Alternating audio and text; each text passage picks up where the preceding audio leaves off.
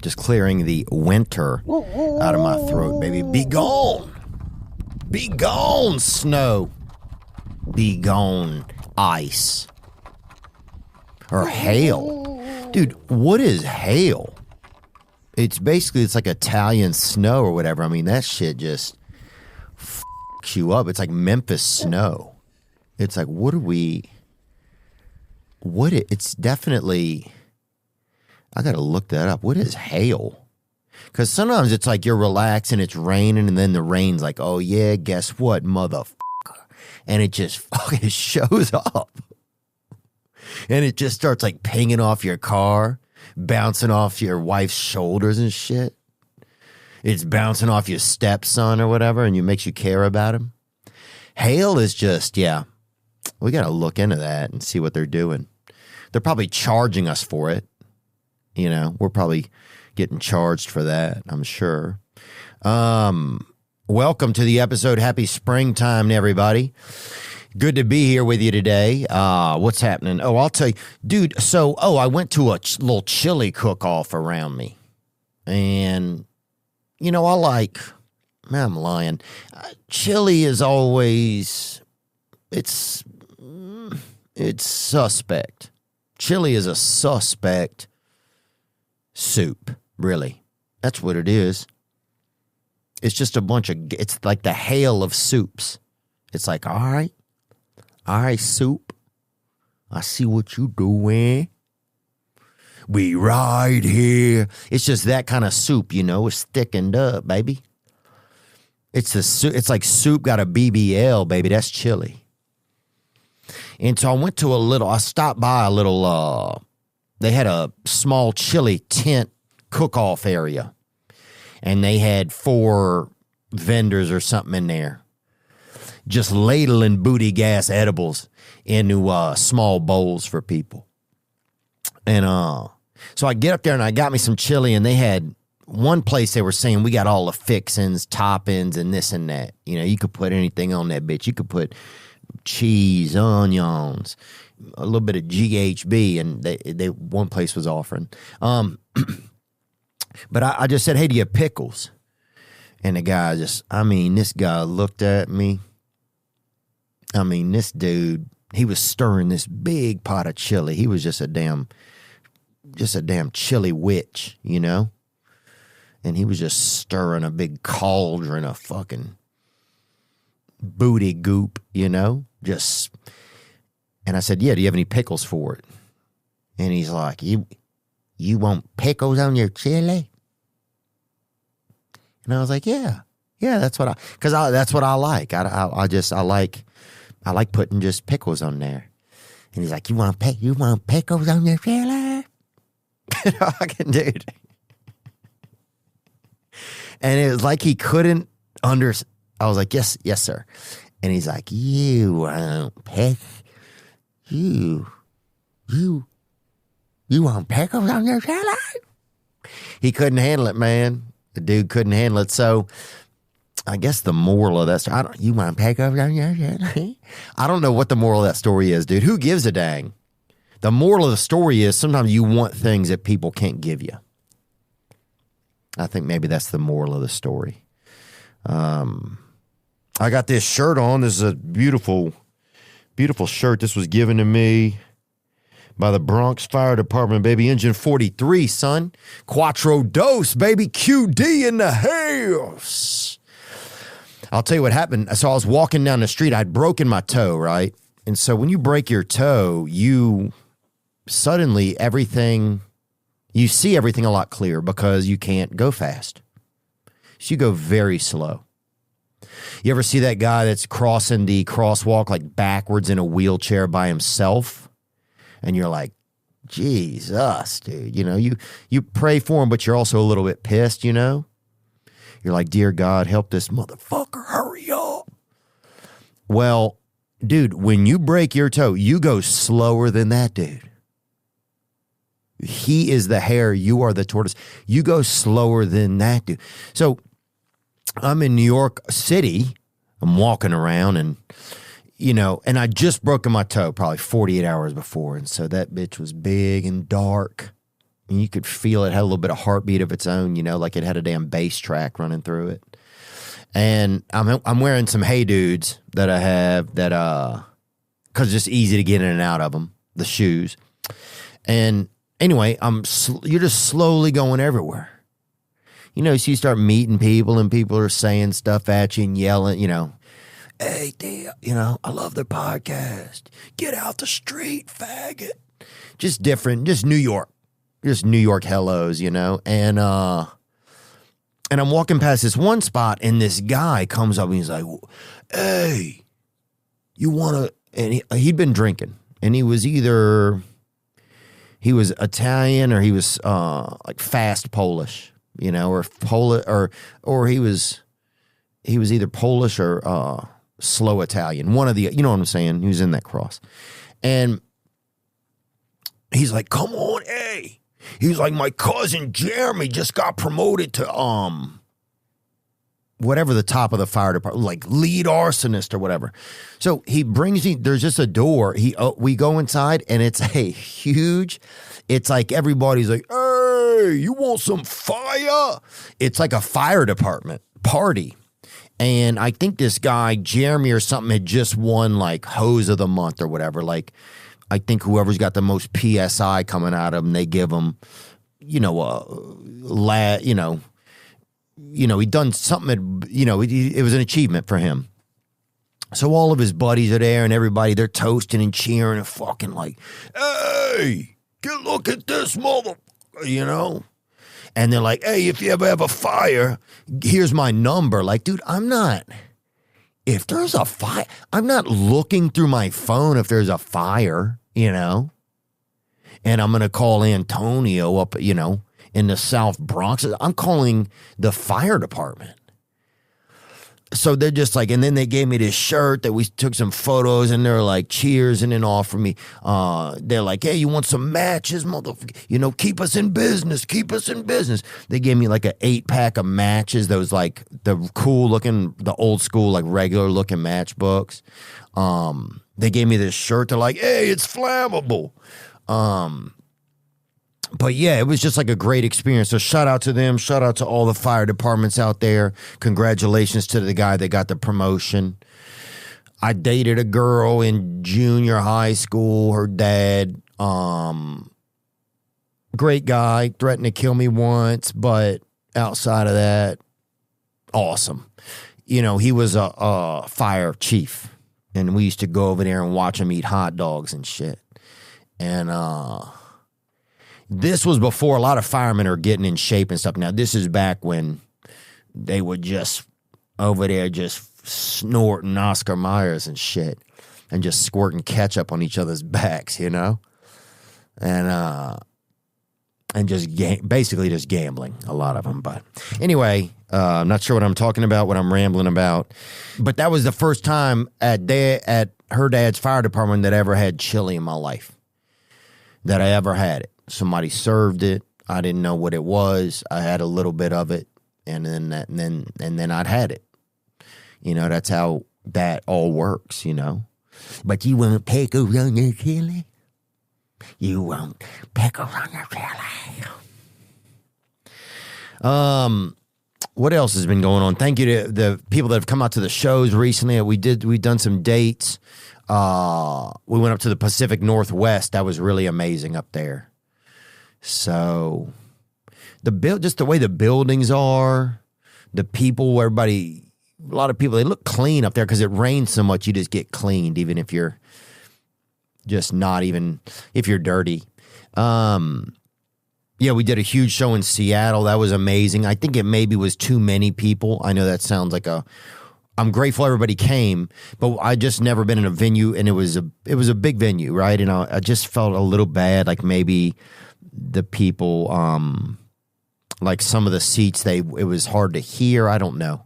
I think some of that's just a fear of mine, but I don't think that we will do that again. But it's just a learning curve. And yeah, we had a nice time there, though. I got to see my ex-girlfriend. We got to go to the fish market. Dude, you go to the fish market. I'd never been to Seattle Fish Fair or whatever. It's like a little circus or whatever that they have every day. And people come, there's dead fish, and you can look at them, right? And you can eat them. You know, it's pretty Neanderthalic in a way. But so anyway, we go, and Amir K, that's a guy that's touring with me, a great comedian. He like points at the guys running the fish fair. And so next thing you know, they do a thing where somebody throws a fish and somebody catches a fish. And so they let me catch the fish, and I fucking, you know, one toss, one kill, homie. I gripped that bitch. And yeah, it was awesome. I didn't know you're not supposed to spike it after you catch it. So that was, I think, frowned upon or whatever, but I didn't know that. And I'd been watching too many of those Gronk commercials or whatever. Anyway, I'm rambling. What else is going on? Let's get into the episode. How about that? We got a bunch of calls that came in from you guys, and I'm going to focus on those today. I got one story. I went to the Grand Ole Opry's 100th anniversary. I'm going to talk about that. And we're going to speak to a miracle today.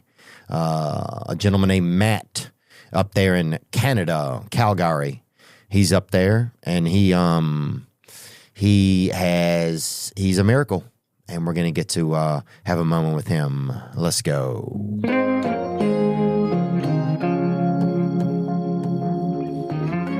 Thank you for joining us. Whenever you're down, out in the cold, faithless and dark, your story's untold. Come take my hand and walk there with me.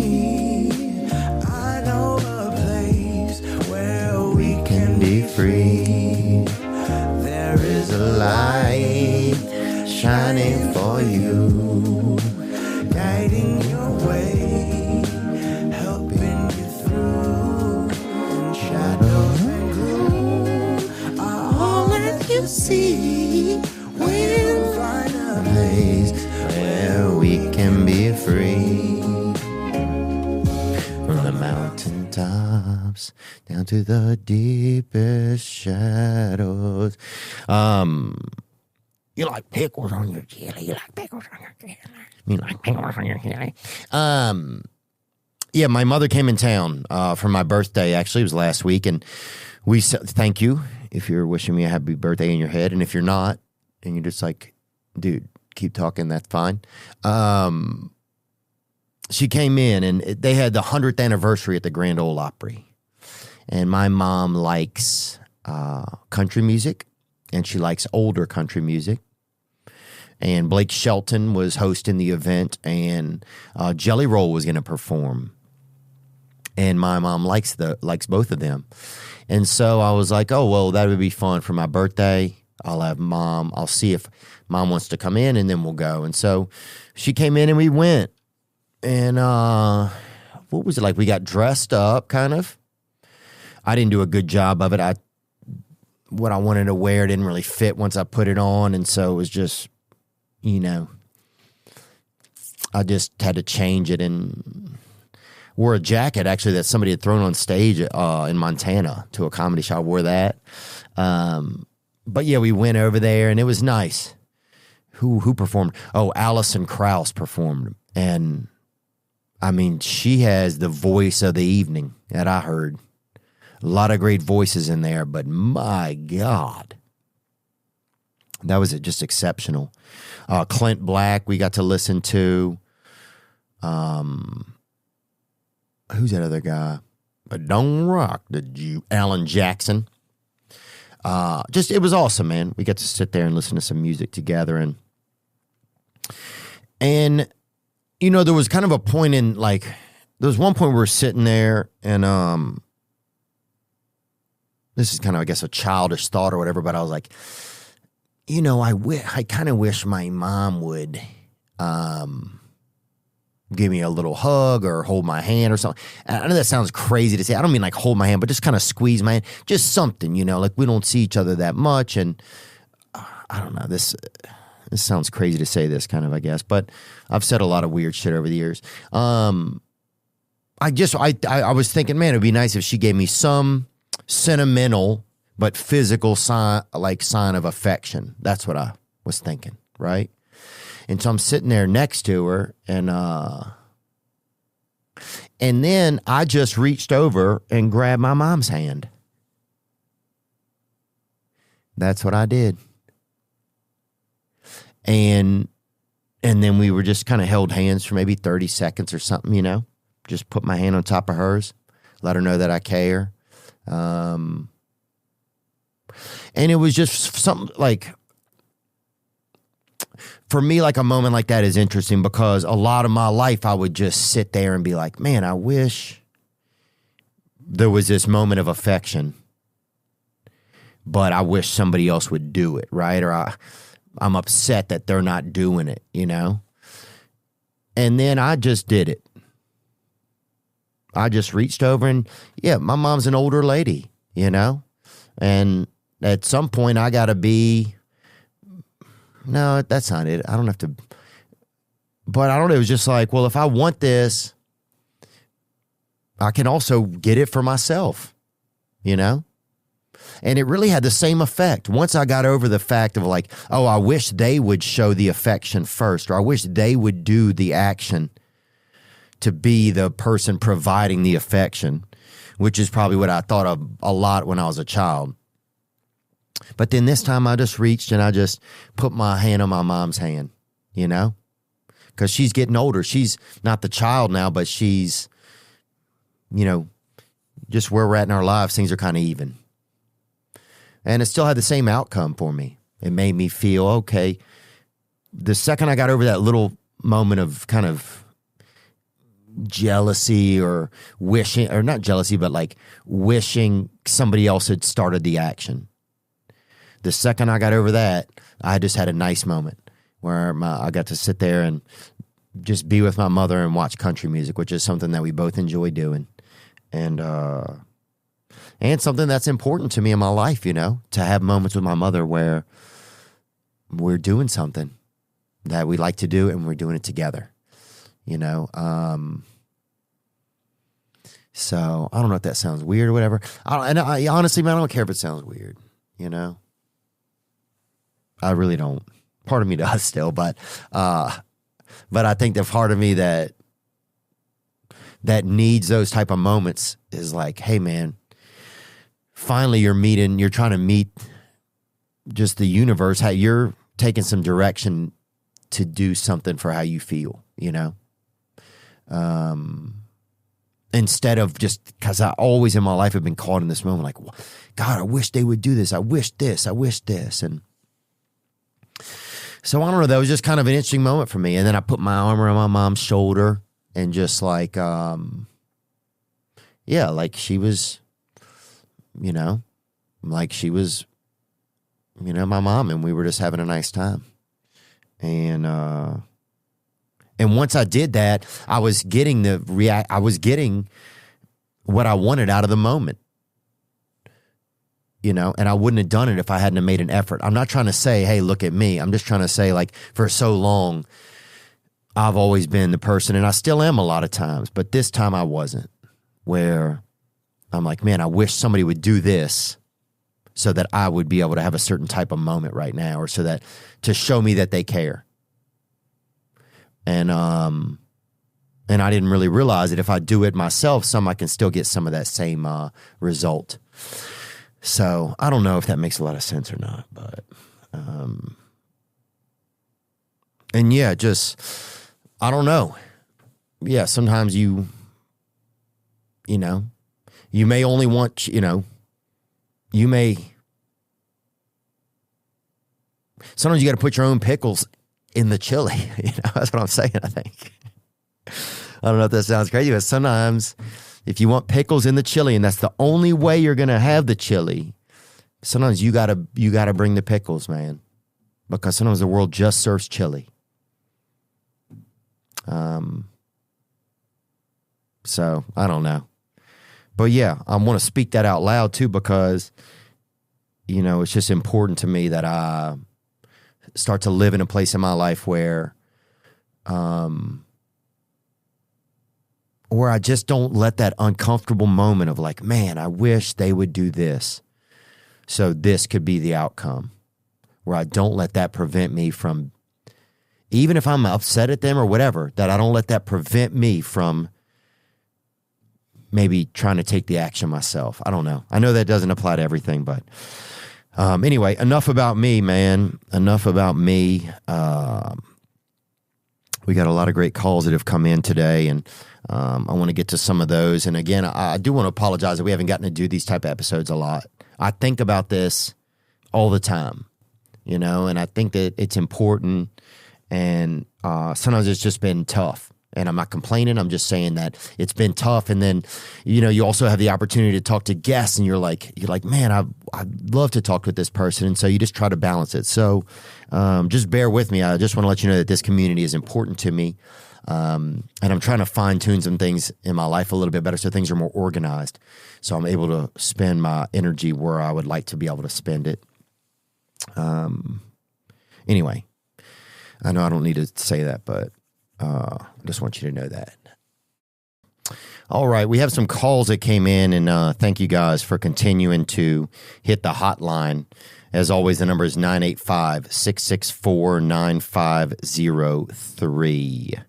And we got a call right here. Here we go. Hey, Theo. My name is actually Theo as well. Oh, hello, Theo. Good to meet the others. Onward. I got a situation here. I've been talking to this girl for like 2 years, and it turns out I got her pregnant. After that all happened, the word got around, and somehow it turns out that she's my first cousin. Any advice would help, and thank you so much. Wow, dang, brother. That's you're going to be raising a dang lizard, homie. You can't, wow, brother. Good golly. That's like shooting fish in a family or whatever. I don't know. I mean, I haven't looked at a chart recently. I don't know the genetic legalities of that. But I mean, they say, you know, don't pee where, or don't eat where you, or don't piss where your family is, or whatever that old saying is, dude. I feel like you've gone past that at this point, and God, that thing's gonna have. You're gonna need, you're gonna need a farrier to come and put shoes on that thing. I'm just chirping you, dude. I feel you. It's having a child with a cousin. I think, at the very least, it's gonna need glasses. That thing is going to need bifocals, brother. You know, I mean, you're just playing Russian roulette with your DNA right there. But at the same time, man, I don't want to scare you, you know, and I do believe, I'm kind of chirping you there still, but I believe that everything is going to be fine. You know, I believe that everything is going to be fine. I think monitor the child's gestation closely, make sure it's tracking, you know, make sure that it has everything it needs, because it is, bring it up. Can you have a child with your cousin or not? That's just a poll. That says 40% say yes. But do you have any information on that? Oh, I should look it up. Who the hell am I even talking to? Dear God, out of my mind today. Can you have a child with one cousin? Ooh, yes, it is physically possible for first cousins to have children, but it is important to understand that such relationships carry a slightly elevated risk of genetic disorders compared to unrelated parents, brother. So I'm just saying, not everybody, some people like things different, some people like pickles on their jelly. You feel me? So it's, I think you got to make sure that when that baby, right out the gate, put that baby on a damn, let some other people look at it and sign off on that bastard right out the gate, homie. And definitely I would make sure it doesn't stand straight up when the moon is full and shit like that when it's real young. I'd keep tabs on it. I'd hit a couple high notes near it on the instrument and see if its eyes turn red or anything. But you're just going to have to keep tabs on it. because that's risky. And look, a lot of people have good-looking cousins, let's say that. But not a lot of them are as brave as you, brother. So, yeah, I would just stay conscious of that and recognize you have an at-risk child, hire a night nurse or lifeguard or whatever you got to get. Sometimes lifeguards they'll work overnight. They're cheaper. They know CPR. They don't know a lot of the shit that the nannies know, but they're still there. Got a whistle. So, yeah, I think just stay safe, brother. And I would back off that type of behavior. If you win this round of DNA roulette, brother, I'd leave the rest of the bullets in the chamber, baby, when it comes to family. Let's take another call here. And thank you to the last fella, Theo, actually. Dear God. I didn't even realize that. Man. And look, hey, bud, I can't tell you, to be honest with you, if I'd had a really good-looking cousin. TBD, homie. So, the Lord don't give you what you can't handle, But I'm just saying, yeah, just get out, just meet somebody else. Meet somebody. Because if you're dating your cousin, you're not even getting out there. You're not even getting out there. But maybe you're getting married to your cousin. I don't look, brother. I don't know. I would ask probably a state official or somebody. I would ask a pastor about this one. But yeah, let's get back to this call that came in. Hey, Theo. I'm in welding school right now. Well, you're in welding school. That's a good school. And I had a family member who started a welding school. It's a good business. Onward. And I hate that shit. Like, I genuinely hate that shit. And so I've always said my backup option is the military. And I'm at the point where I'm about to head down to the recruiter's office in the coming weeks, possibly.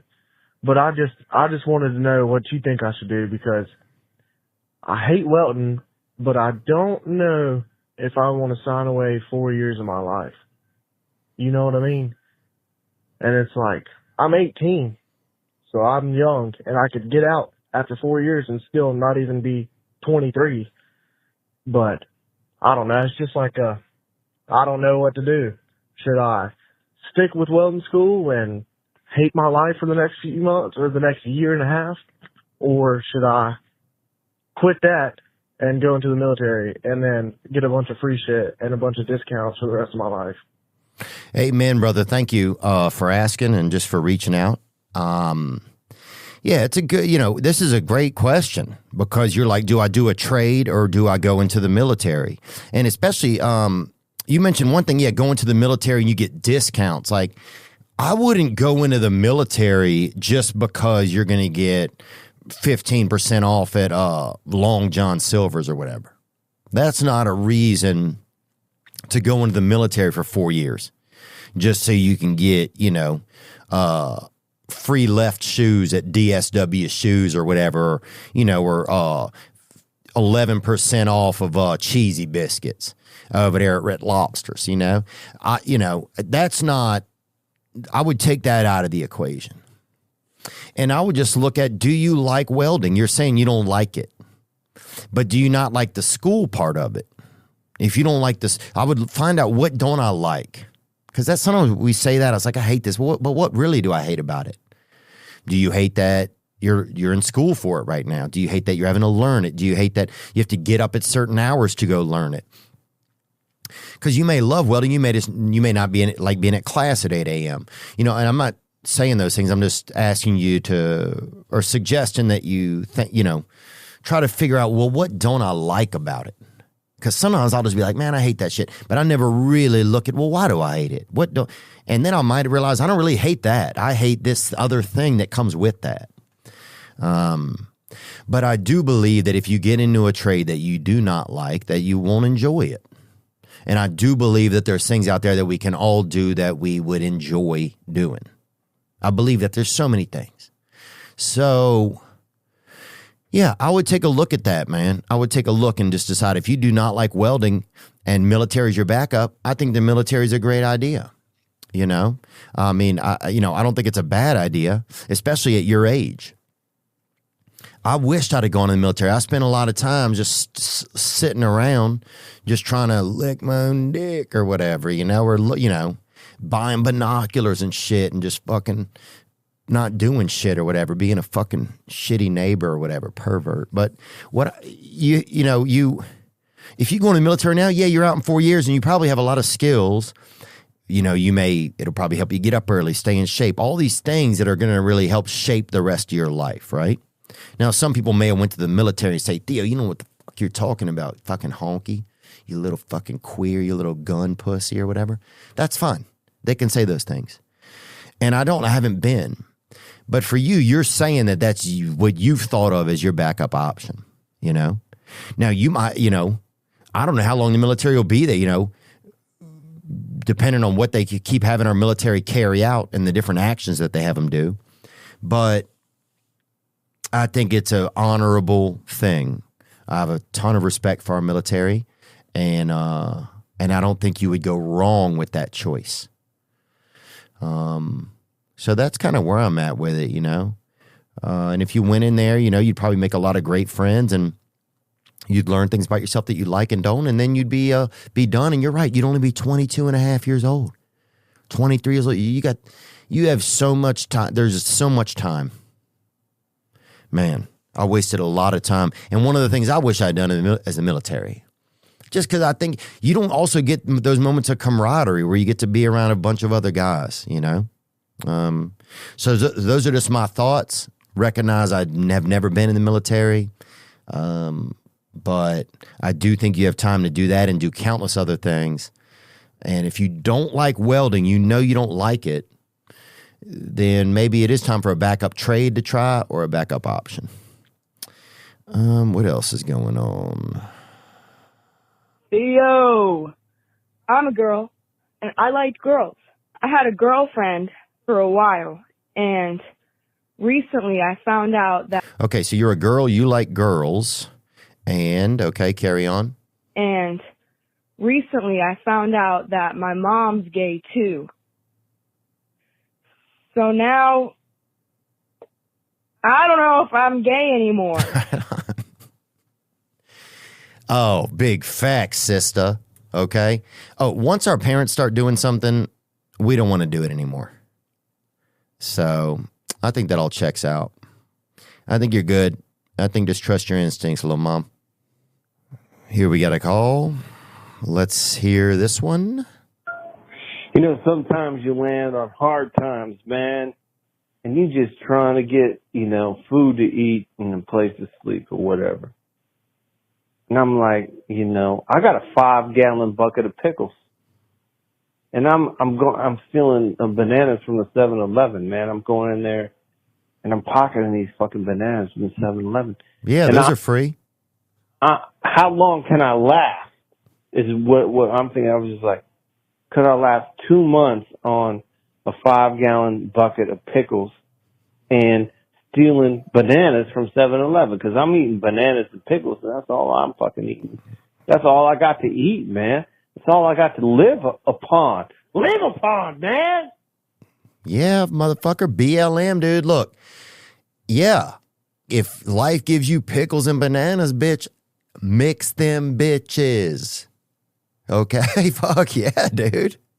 I mean, there's only so long you can be trapped somewhere with pickles and bananas and not put them bitches together, dude. Make some banickles, homie. You feel me? So, look, some picknanas, homie. I think that all checks out, brother. So I don't think there's any shame in it. You can always, once you get your feet back under you, go back to that 7-Eleven and give them money for those bananas. Let's hear a little more. The world is a cruel place. The world is a cruel fucking place, man. And I realize that, man, when you eating pickles and bananas just to survive. You like pickles on your bananas, boy? Huh? You like pickles on your bananas? You like pickles on your bananas? Well, it blows my fucking mind that we can give so much foreign aid to places when we have people who are eating fucking pickles and bananas. Actually, pickles and bananas are pretty good, so that's not what I mean. But yeah, you would think we'd be able to help our own people that are starving first over here. That's just kind of how I feel. I'm kind of an American. I'm a North America first kind of guy, I guess, because that's us and our neighbors. But what the fuck do I know? But yeah, man, honestly, you sound pretty healthy. You sound like you're doing pretty good. You're able to hit a couple of high notes, dude. I think you're fine. I'd join a church choir, have somebody make some TikToks, see if you can start selling tickets on the road, brother. You're going to be fine. But yeah, sometimes we all get in tough moments. Trying to think of something where I was kind of down to my last dime. Oh, I do remember I'd get that block of damn hamburger meat. That bitch came in a missile. That bitch, they dropped that bitch off a C-130. That thing, you know what I'm talking about? It's shaped like both ends are kind of a wiener, kind of like the front end of a wiener. God, that thing was heavy. You had to carry it out like this, you know? And sometimes I'd mix it up by the damn Duraflame logs and accidentally put that bitch in there and just cook that bitch and having to spoon it out the fire to eat it. Call the fire department. Hey, take some matches, huh? But yeah, man, it sounds like you're doing okay. What else is going on? What else can I tell you about that happened to me recently? Not much. Going to eat dinner with my neighbors. Looking forward to that. Hitting the road for some more shows. Yeah, we went last week. Oh, Victoria Island, which is a beautiful, fascinating little. It's like this cold white Hawaii off of the coast of Vancouver. But just great people, man, Canadians, and grateful to see them. And I'm a Winnipeg Jets fan. Just letting everybody know that now, too. I don't want that to cause any issues between me and anybody else, but I'm a Winnipeg Jets fan. So I think their jerseys are fire, and I like they're doing good. And that's good. So, okay. I think that works. What else? Let's take this call right here. Hey, Theo. Hope you're doing well. I'm calling you today to see if I can get your perspective on something. My girlfriend of 4 years, she passed away 5.5 months ago. It wasn't not a surprise, but she had cancer. We thought that she had a little more time, but since then I've spent most of my time doing nothing. I would visit her grave every day for months, which is good, I guess, for getting out of my apartment. But I would just let the time pass, But recently I've started going back to school full time and working again. And honestly, I feel like I'm just doing it because it's expected of me, from like people around me, my family, and like peers. So maybe some people just expect me to move forward pretty fast, but I don't want to. Well, thanks for the call, man. I'm sorry to hear about that. I can't even imagine that. In the sense of losing a girlfriend or a partner, spouse. I've lost people that I've loved, and it feels so impossible because I think it's so many things at once. It's like, something is gone, and then the finality and the viciousness of life is so evident, and at the same time the preciousness of life and how beautiful life is, that it could even exist. All that happens at the same time. And then it's not even about us really, because they're the ones who life has ended. So there's probably sometimes feelings of guilt that I had, of like feeling bad that's I'd lost someone, or not being able to separate the feelings into, okay, I'm in pain, or I miss them, or I'm just loathing in my own sadness. I'm getting into self-pity. Like all those types of things happened, I remember, for me at the same time. And for one, it's just so much. And for two, it's hard to organize it and to even start to think and decide which feelings go where. I'd rather just sleep. I'd rather just hope that this goes away. I'd rather dream. I used to do that a lot. When my dad died, I would just try and dream a lot, because I felt like if I was dreaming, maybe I had a chance to like see him, or that my feelings could be different, or I could be living a completely different experience. So I think a lot of it is normal, and I bet it's hard to get back into the flow of something when you've lost like a partner, because you probably think a lot of your life as having that partner there with you.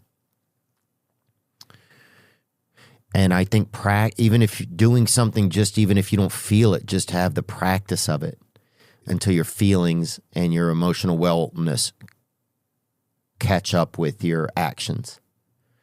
Because one day they will, and you'll be glad that you had started doing these things. Yeah, I don't really know what to say, man. Just appreciate you, like, just telling us what's going on. Maybe some people could call in, actually, and share things that if you had some experience with the loss of a loved one. And I would say a wife. Because this is a man calling, I believe. And so if you lost a wife or a girlfriend, and they passed away, and if you have just maybe some experience with that, if you could drop a call on the voicemail 985-664-9503, we will come back to that on our next solo episode. I don't know when it'll be. It'll be within the next month, but we'll come back to that and see if we have some answers. Maybe we can get some suggestions from other people. But yeah, man, I hate to even leave you on this call. But yeah, life is just, sometimes it's just a lot of freaking pickles on your chili, isn't it? Love you, brother. Let's take another call. It's hard to say when somebody's going through something like that.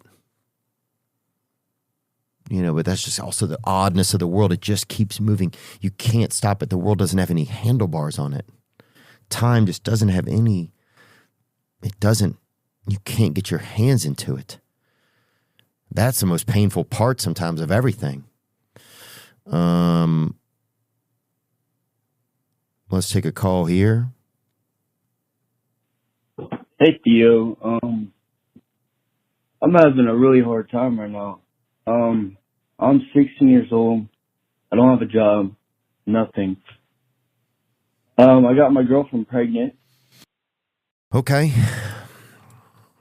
She just turned 18, actually, not too long ago. I'm just kind of in this moment where I don't know what's coming for me in life. Like, I feel like I failed myself because I made stupid adult decisions at such a young age. And it hurts me really bad. And I honestly just don't know what to do. I'm kind of in this, like, moment where I feel like I've failed everybody around me, including my parents, and I'm just not going to be the dad that I'm supposed to be. And I'm just scared. I'm just looking for any advice. Well, at least she's not your cousin, brother. I'll start right there. And people can say, well, that's cruel to be joking. But hey, one less thing the guy's got to kind of think about right now. No, man. Look, first of all, the fact that you're calling even to talk about this shows, I think, a level of maturity that is a lot of people wouldn't do. So, right? You're curious. You're looking at what's going on. You're evaluating where you're at, and you're like, well, I want to get to a place where I feel either confident about this or I have some support in this. So how do I get there? Well, I'm going to reach out to other people and see what's going on. See if I can get some thoughts, some suggestions, even to somebody to listen to me. Yeah, that's young to be out there gunning like that, just to be rooting through some trap out there with no visor on, daddy, with no hoodie on. Yeah, but that's the world we're in. So I wouldn't be, you are where you are. You could also look at it as that God has gifted you guys with an opportunity. I think people will probably be disappointed maybe in where you're at because they don't want to see you miss out on opportunities for yourself that could, that there might be less of if you have a child. That's probably what the disappointment is. I don't think it's disappointment in you having a child. It's probably disappointment that, well, this may affect your ability to chase some of your dreams or ideas because you have a responsibility now. Now, I'm sure that as time goes on and this child comes into the world, it's going to bring a lot of love into everybody's life. So don't think about just that, man. Let me see. What else did you say? I feel like I've failed everybody around me, including my parents, and I'm just not going to be the dad that I'm supposed to be. Well, we don't know if you're going to be the dad that you're supposed to be. That's way still to be determined. We don't know. That hasn't happened yet. So don't future trip like that. Shit, the fact you care about this much already, I think you're probably going to be a pretty caring guy. And you're going to have I'm assuming a girlfriend or wife or her and her family as well are going to help support this child. So you didn't mention that's going to be a fear. I think everything's going to be okay, dude. I think it's going to take some time. I bet it's super scary, bro. 16 years old and you're having a child. That's kind of scary. I think you got to let this play out, man. I think you have a chance to be a young dad. Now that'd be cool. Think about that. You're going to get to do stuff with your kid that a lot of parents will not be able to do. So get to play tetherball, get to do probably some racing quads, like some kind of high speed shit that, some parents kind of age out of when their kids age into it. Probably be able to play video games, do some VR type shit. So there's going to be interesting stuff. But all I'm saying is that don't let all the fear take away all the possibility, Now, you're probably going to have to grow up pretty quick. And there might be a part of your adolescence you're going to miss out on.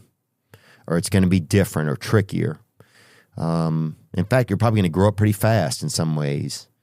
But maybe that's what God needs you for. You just don't know. We don't know what we're needed for in the future. So just hang in there, man. This isn't the end of the world. Hell, this is the beginning of a life that you're responsible for. So it's just, I know it's got to be scary. It's easy for me to say that. I'm sure there's going to be moments where it's really scary. But try to squeeze into those moments of fear some possibility. Man. Because that's cool, dude. You get to make a child. You get to have a child that you're going to take care of. So, amen, brother, and God luck to you. Is pornography causing a problem in your life? Do you find yourself watching porno for longer periods of time and having trouble stopping? Is porn affecting your relationship or dating life? Well, you're certainly not alone. Watching pornography has become so commonplace today, and oftentimes men use porn to numb the pain of loneliness, boredom, anxiety, and depression. Shame and stigma prevent men from talking about these issues and getting help for them. I want to introduce you to my friend Steve. Steve is the founder of Valor Recovery, a program to help men overcome porn abuse and sexual compulsivity. Steve is a long-term sexual recovery member and has personally overcame the emotional and spiritual despair of abusing pornography and has dedicated his life to empowering men to do the same. Steve is an amazing person, and he is a close friend of mine. I mean that. Valor Recovery helps men to develop the tools necessary to have a healthier sex life. Their coaches are in long-term recovery and will be your partner, mentor, and spiritual guide to transcend these problematic behaviors. To learn more about Valor Recovery, please visit them at www.valorrecoverycoaching.com or email them at admin@valorrecoverycoaching.com. Thank you. From time to time on this program, we talk with miracles, human beings that are the corn of that are the cream of the death crop. People that have come so close to the grave but managed to stay out of it. Big bosses, we call them big bosses. They call them in some Polynesian areas. And today we're grateful to be able to talk with another miracle here. There he is, Big Dog Matt. How are you? I'm living the dream, man. Living the dream. Amen, brother. Yeah, we love to get to talk to people who've had miracle experiences in their lives, and I just really appreciate your time today. How do you say your last name there, brother?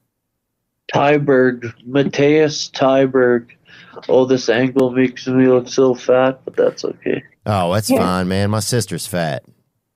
And that's perfectly fine. Mateus Tyberg, where are you located, brother? I live in Calgary, Alberta. Oh, yeah.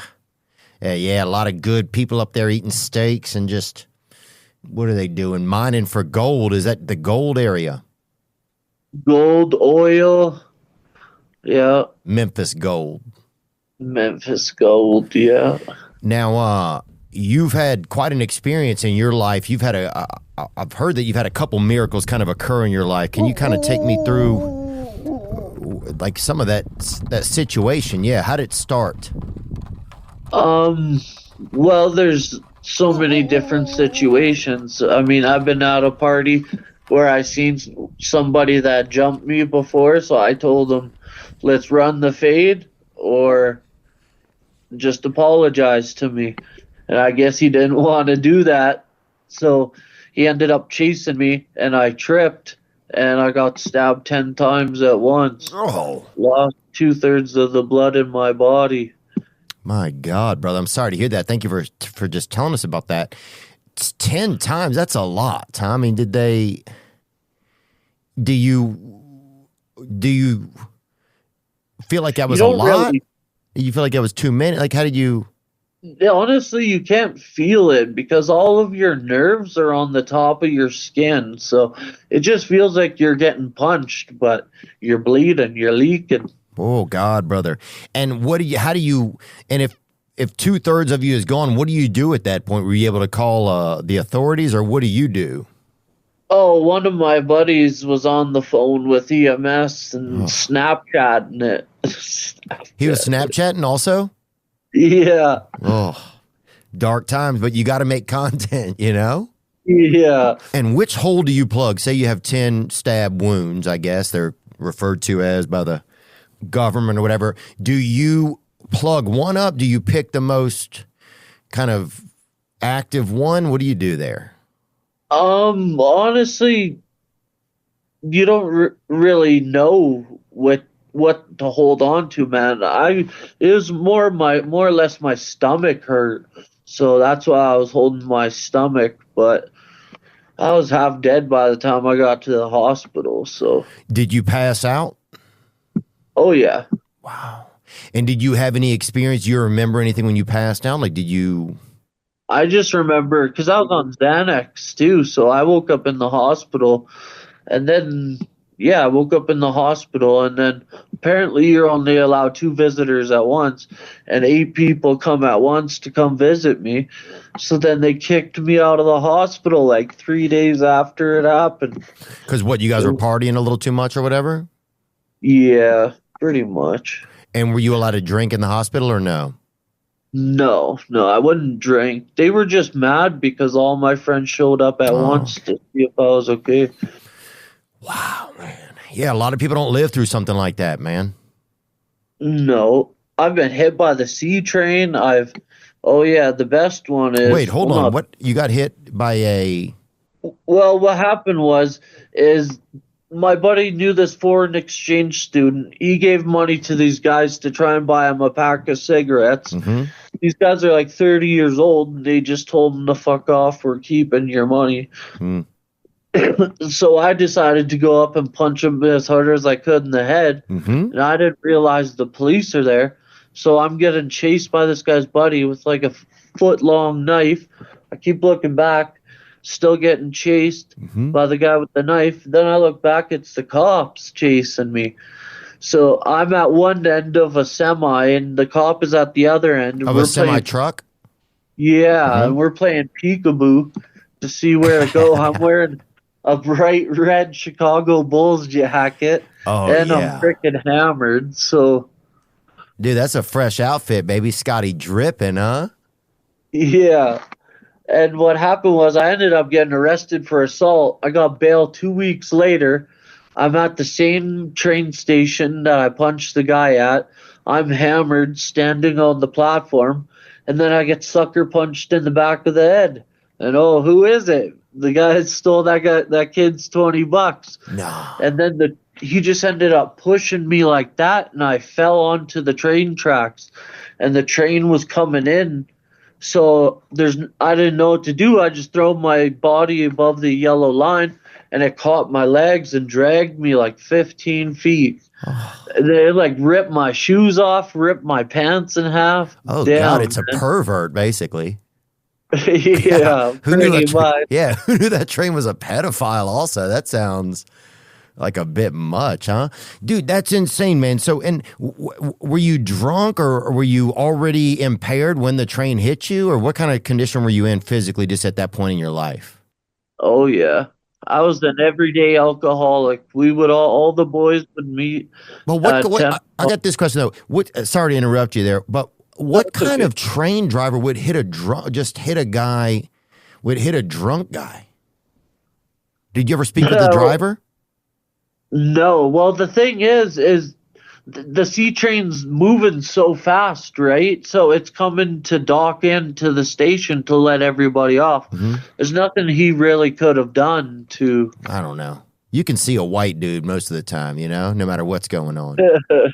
But damn, brother, I can't believe that. And so you were stabbed 10 times. You've been hit by a train, but God had more in store for you, didn't he? What else happened? The biggest one was the balcony, because I ended up buying some cocaine that wasn't all cocaine. There was meth in it. Oh, yeah, bro. Hey, them moguls got some bounce to them, huh? Shit, man. Every time I look through the little hole in my door, there'd be 4 people outside with weapons trying to bust in. That's what I would see. I'm dragging the couch. It's like a diorama kind of. Yeah. I'm dragging the couch with the landlord on it to the front door to try and block it. Damn, brother. He told me to go to bed, so I went to bed and woke up. All I could do was get a glass of water. I looked through that peephole in the door, and the same thing. Looks like people with guns are trying to bust in the apartment. Man. So I tried to go from my balcony over to the neighbors, and I'm on the 7th floor. So and who are the neighbors? Can we let's who are they? There was nobody even in there. That's why I was trying to get over to the thing. And how far is that? Is that a jump you're trying to make, or did you have a kind of a rope set up or anything like that?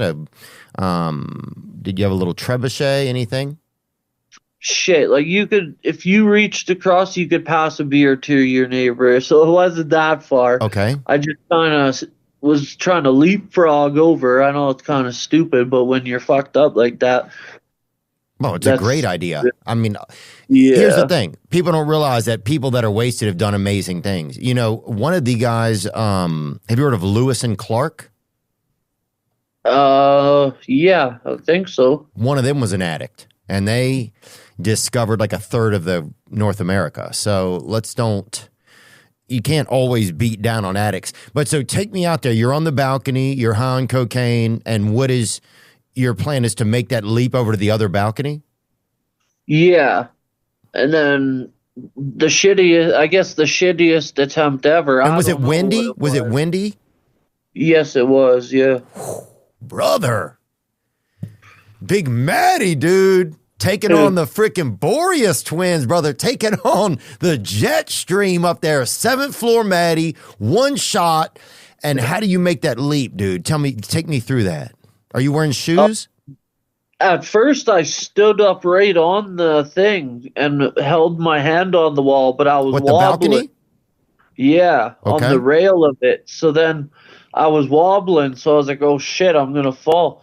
So I like crouched down to try and like leap like that. Oh, you get some, build up a little bit of energy or whatever. What is it called? Potential energy. You crouch down. Yeah. Yep. Yeah, leapfrog my way down all the way 70 feet. What happened? Did you bounce off the rail or did you even hit the other balcony? Oh, I didn't even hit the other balcony. I'm sorry, dude. Sorry to laugh. There's a glitch in the audio. Yeah, no, it's all good. It's pretty. I laugh about it, dude. And now, man, you play stupid games, you win stupid prizes. You know. Yeah, but that's one way to look at it, man. But I think another way to look at it is that you're a miracle. You know, a lot of people do not get to live through stabbings, through train hittings, through falling. How far did you fall? 70 feet. Okay. And take me, Jesus Christ, that's a lot. And take me through some of that. Like when you first once you first realized you're not going to make the first balcony, were there lower balconies you could have grabbed? Not because damn, you fall so fast. I was 200 pounds at the time. And if you weigh 200 pounds and you go over 50 feet, you go terminal velocity. Really? So I hit the ground going terminal velocity for the last 20 feet. Big dog went down, brother. God, dude. And so what were some of your thoughts during that? Did you get into a certain position to absorb the impact, or were you just kind of like were you praying? What was going on? When I fell down, actually, I seen like some people on like the 3rd or 4th or whatever floor it was. They were outside smoking on their balcony. Oh, that's pretty cool. I hit the ground. They look over at me, and I tell them to bring me some liquor because I know I'm going to the hospital. I can't move my damn body. And I was an alcoholic at the time. Wow. So, God, dude, who survives that, brother? I don't know, man. I've honestly almost died even more times than that. Like when I was a baby, I fell into a motel pool while my parents weren't there. And I was drowned, pronounced dead. Nuh-uh. And I came back. So, yeah. Well, you must feel like God wants you here for a reason, brother. Yeah. What do you feel like 100%. that is after all this? I mean, that's countless times you've escaped death, man. You know, forced to swim as a baby, train hitting, stabbing, or high amount stabbing, 70-foot fall off of a balcony. Yeah, I've been stabbed other times too. But I think, right, I understand what you're getting at, but I think, what do you feel like do you feel like you have a bigger purpose? There's a reason a lot of people are not able to go through all that, man. You understand that's pretty miraculous. Do you understand that? Yeah. Amen, brother. And how are you doing today? What's your physical state today? I'm a tetraplegic, so I can't feel or move anything chest down. I can move my arms, but my fingers are stuck like this. Oh, yeah, kind of like Muhammad Ali or whatever? Yeah. But at the end of the day, I don't ever complain about it because, man, I'm the one who wanted to do coke, and I can't blame that on somebody else. I mean... Yeah. And you're a survivor, brother. You're a damn survivor, dude. You're a damn, you know what I'm saying? You're a damn a gravity monkey, dude. Do you think you will ever walk again, brother? Probably not, but I'm okay with that. I love watching YouTube. There's so much, people come up with stuff every day. Oh, yeah. gives me something to do. Oh yeah, you can watch people walk on YouTube all day if you want and take it easy, you know. Yeah. But man, I appreciate you just jumping on, and I appreciate you paying attention to the show. And yeah, we're gonna come to Calgary, dude. You got to come out. I'd love to get to meet you out there. Yeah, I'm coming. I already got my VIP tickets, so. Sweet, bro. Well, yeah, we'll have to awesome. catch up, dude. I want to touch some magic limbs you got on you, Daddy. I want to rub them bitches for good luck. Hell yeah. Yeah. Where do you live these days, man? I live in, well, now I'm so crippled, I gotta live in like a long-term care home. So I'm the youngest here. It's pretty much just older people. Any chicks in there or what? No, not really any disabled chicks.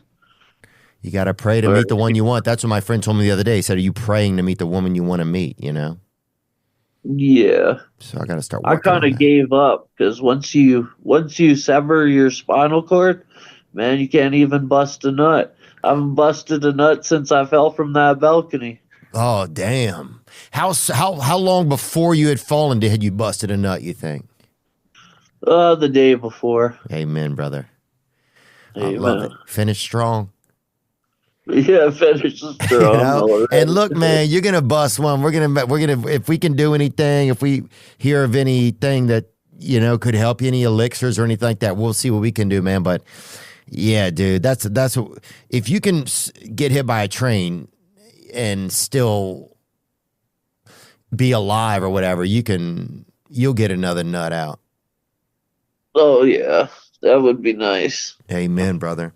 Well, thank you so much, dude. Give my best to everybody up there in Calgary, bro. America's getting weird. We're probably all going to come up there soon. So save me room up there, big dog. Yeah, Calgary is probably the nicest city in Canada, I think. So, dude, Canada's so great, man. And it's safe, too. That's the best thing about your stories, I noticed, is that you didn't get shot in one of them. Yeah. I've been shot at, but that don't count. You got to come to America to get shot, brother. That's where we do it. So they won't let me across the border. Oh, we'll see what we can do. Well, look, right now you're probably an insurance risk, I would guess. So, yeah. But yeah, dude, that's a good thing about Canada. They got knives, so you always stand a chance. That's one thing I like. Yeah. Yeah, at least you're not getting shot and just killed instantly. Yeah, that's so bullshit and lame, dude.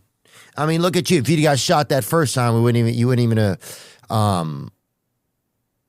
got hit by a train. That's crazy to say, but you would, the other stuff wouldn't even have happened. You wouldn't have had these other experiences, Yeah. So no doubt. You're like the worst Evel Knievel in some ways, Yeah. Sorry, dude. That's not funny, it's but all good. It is funny, dude. I laugh at anything, man. If I didn't become a criminal before, I would have became a comedian, dude. I just didn't have any father figure in my life, so I was homeless 16 years old downtown selling weed. So not making good choices, but well, you're alive today, man. And yeah, I do believe that you're here for a purpose. And even just sharing your story right here today, man, resilience is huge. And I think the future's bright, brother. I believe that. And I'm just glad I got to talk to you today. And well, we got our first Canadian miracle right there, Matt. How do you say your last name? Tyberg. Matt Tyberg right there, ladies and gentlemen. If you don't believe in miracles, you got to believe in them now. That's what I feel like. And Matt, thanks for your time, dude. I look forward to catching up with you in a couple months. All right. Awesome. Sounds good. Have a great day. All right. You too, brother. Cheers, man. Cheers. Matthew Tyberg right there. Let's see if we got one more call that came in here.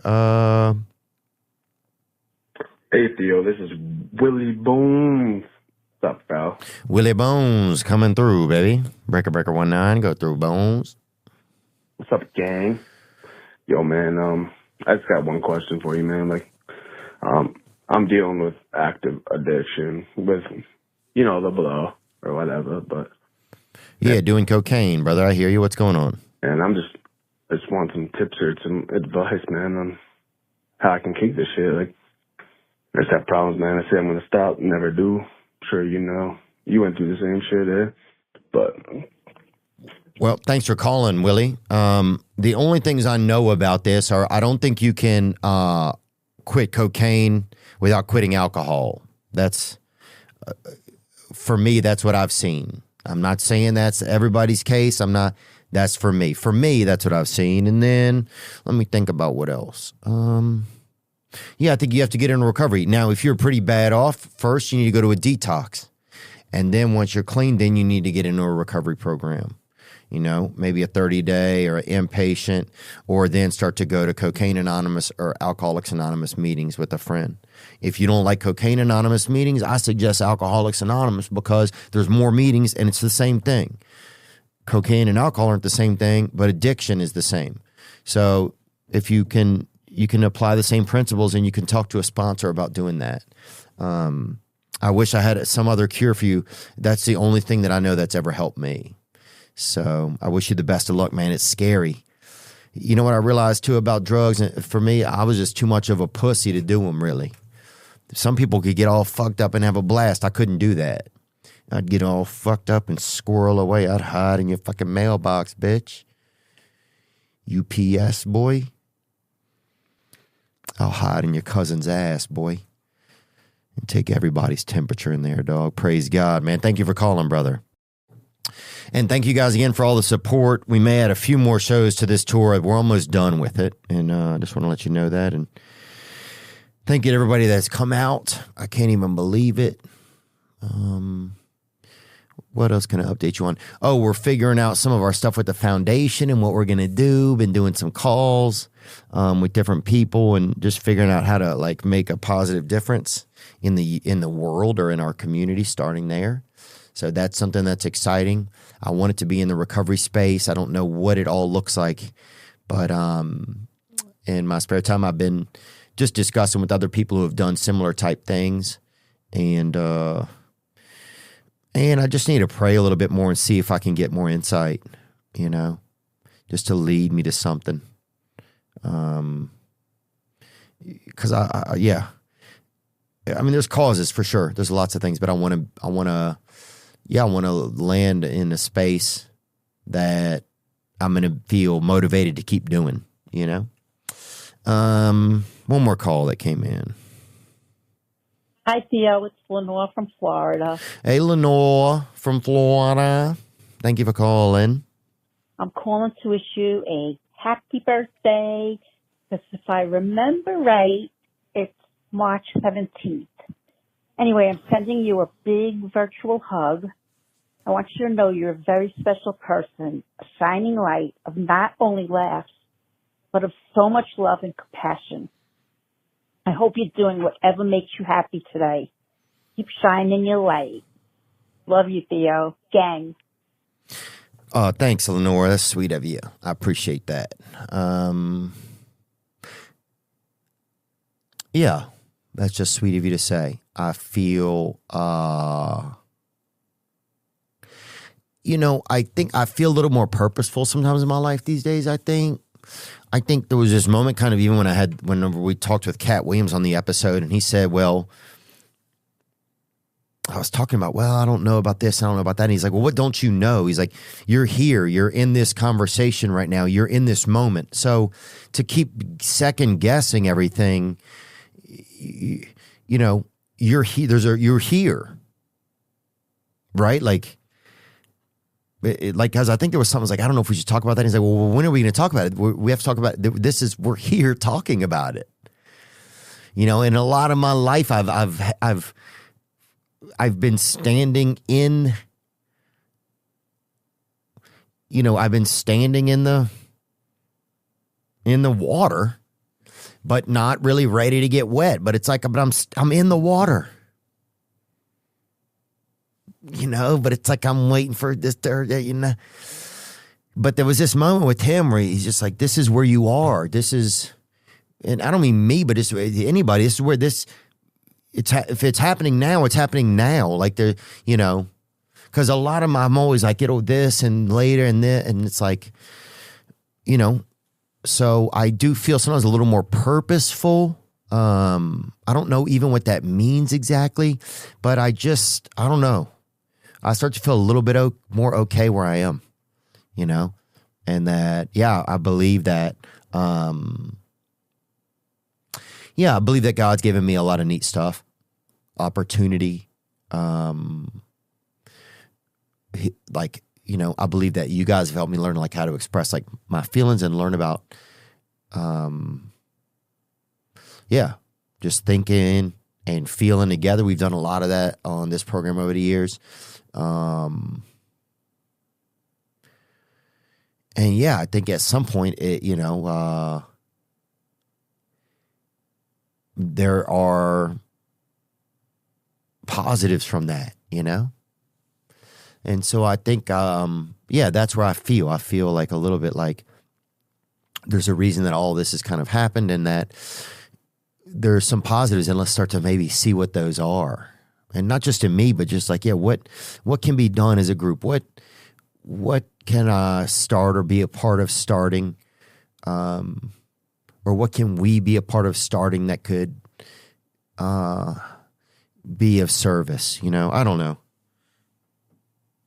exactly what I'm saying, but I'm able to say it now more than I felt like I was in the past, and feel like that's where I'm supposed to be. So, I just feel lucky to be alive, you know, lucky to get to see certain things. And I think America's getting weird and interesting, and it's getting like good versus evil type shit. And I'm here for that shit, you know? I think we've all always wanted to live in the Gryffindor versus Slytherin type shit.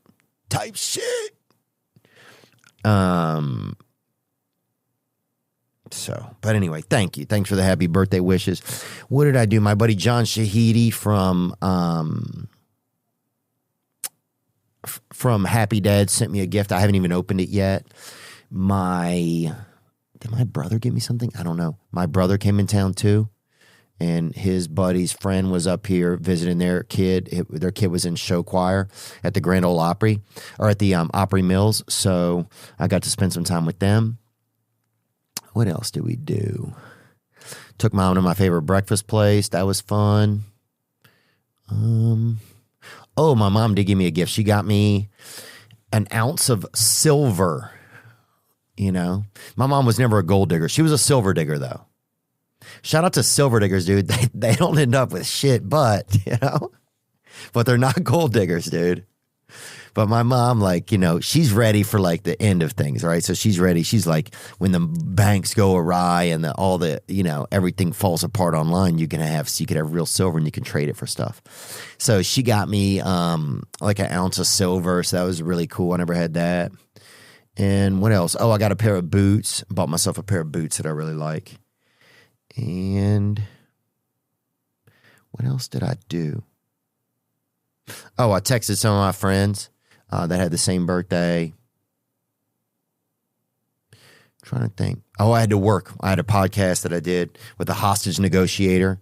That was pretty cool. So got to do that. And is that when I did that? Yep. Yeah. So that's what I did, man. I did the things, that I like to do on my birthday. I think I went and worked out. I got to podcast. I got to listen to some music with my mom, and it was great. And I'm grateful to be here with you guys today. And thank you, Lenore, for the sweet message, and I don't know what that was. And thank you, everybody, for the support. And the hotline is always, if you need it, 985-664-9503. And there's a light out there for all of us, man. You know, for all types of people.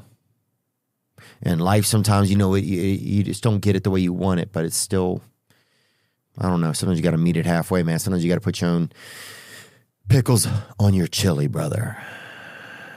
But there's a light for all of us. You guys be good to yourselves, baby. You deserve it, man.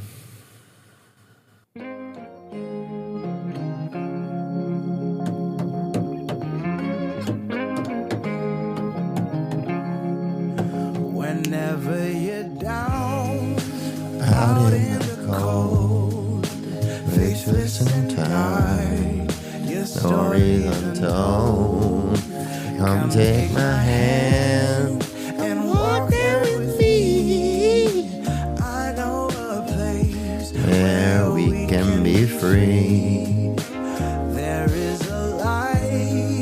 shining for you. Who needs matches? I'm on fire. Hey! 2 shots of Fireball. The Bronx is burning. From the mountain tops and to the deepest valleys, we hear a voice calling you. Do the trump and a rising star.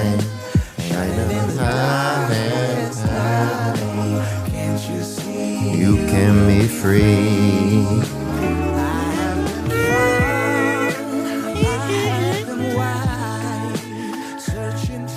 I'm upstairs.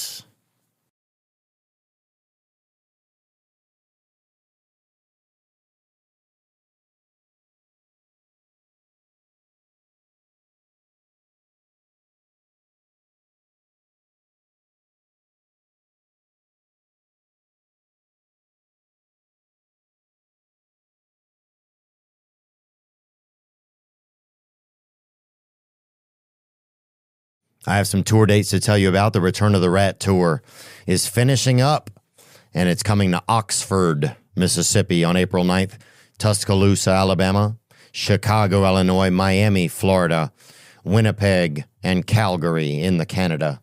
You can get all your tickets at theovon.com/TOUR. And thank you guys so much for your support.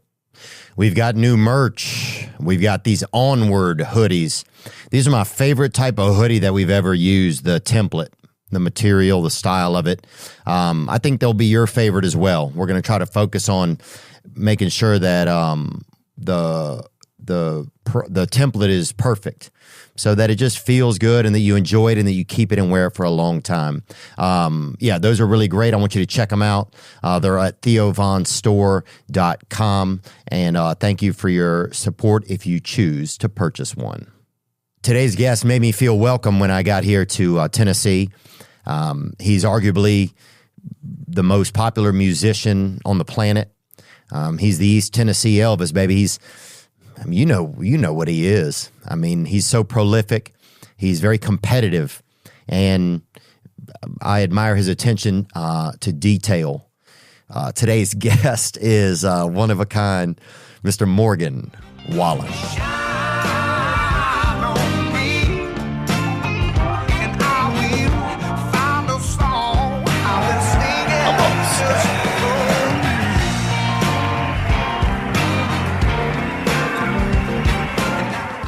Yeah, dude, good to see you, bro. Good to see you too, man. Yeah, it's awesome, man. What's been going on? Yeah, my mom was visiting for my birthday. We went to the Opry. You did? Yeah. Cool, man. It was cool, dude. Trace Adkins. Did she come up here a lot or no? No, she hadn't been here since I moved here. It was your birthday? Yeah. Oh, happy birthday. Man. Yeah, thanks. When is your birthday?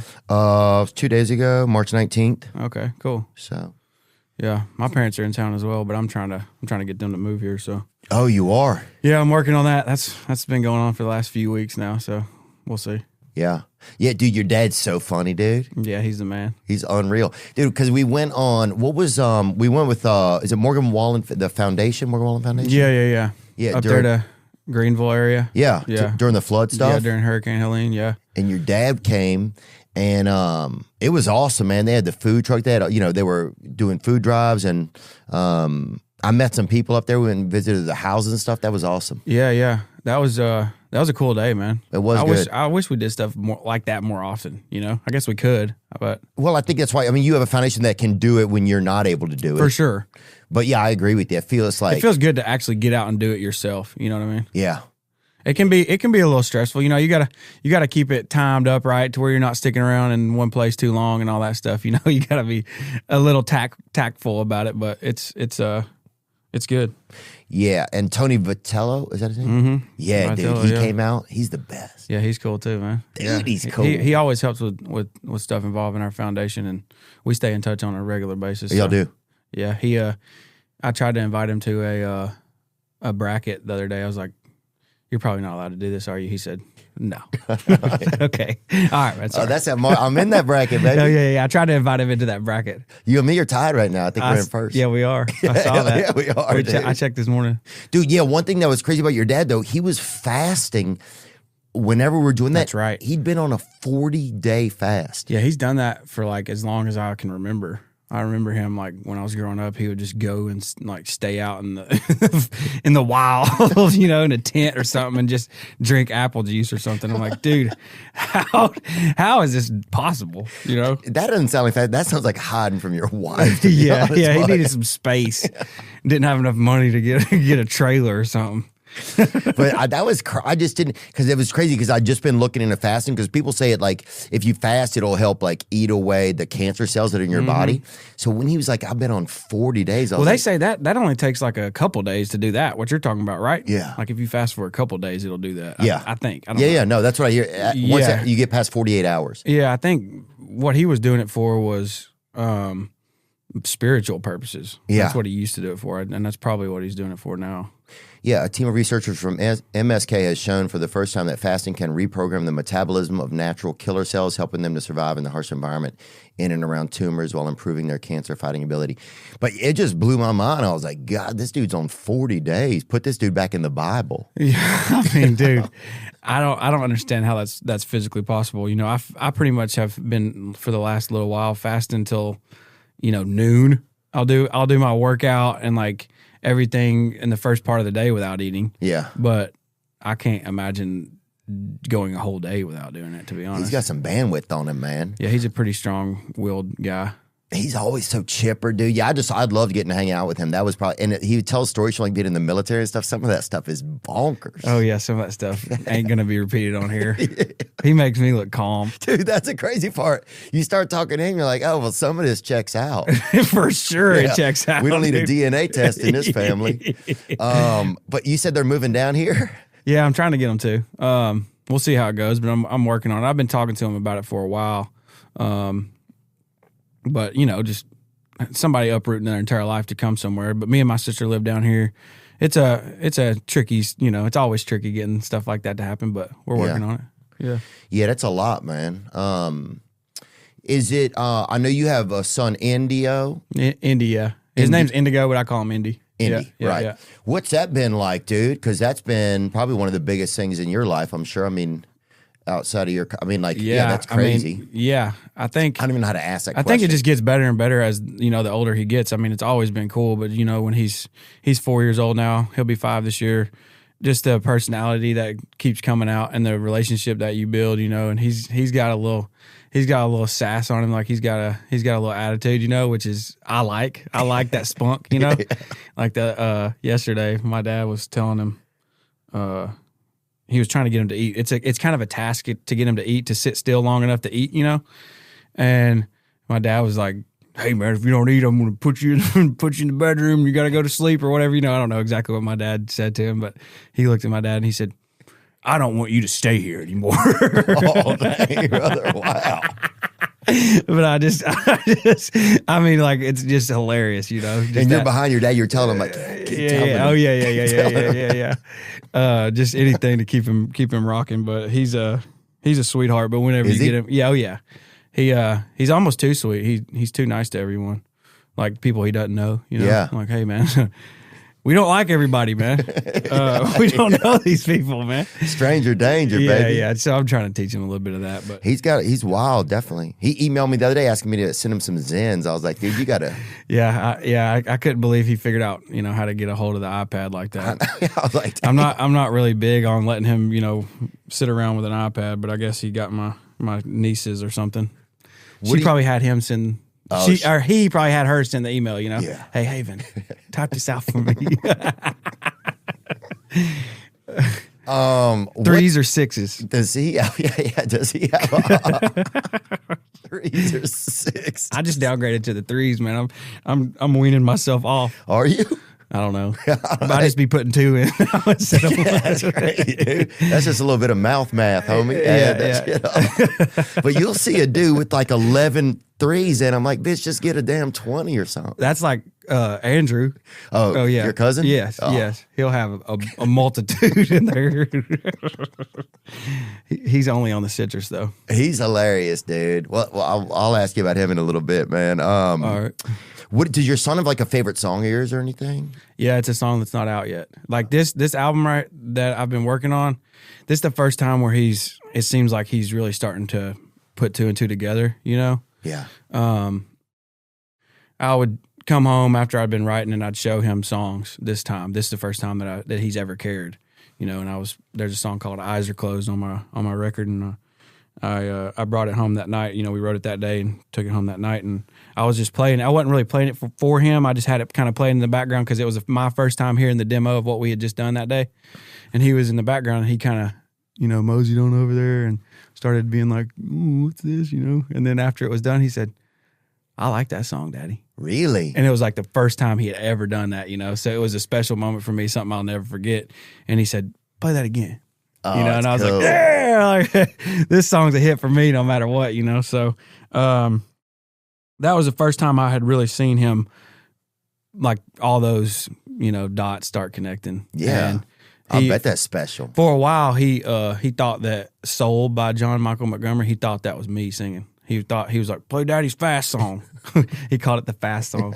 So the lady in a second room, you know, and he thought that was me singing. I said, "Damn, man."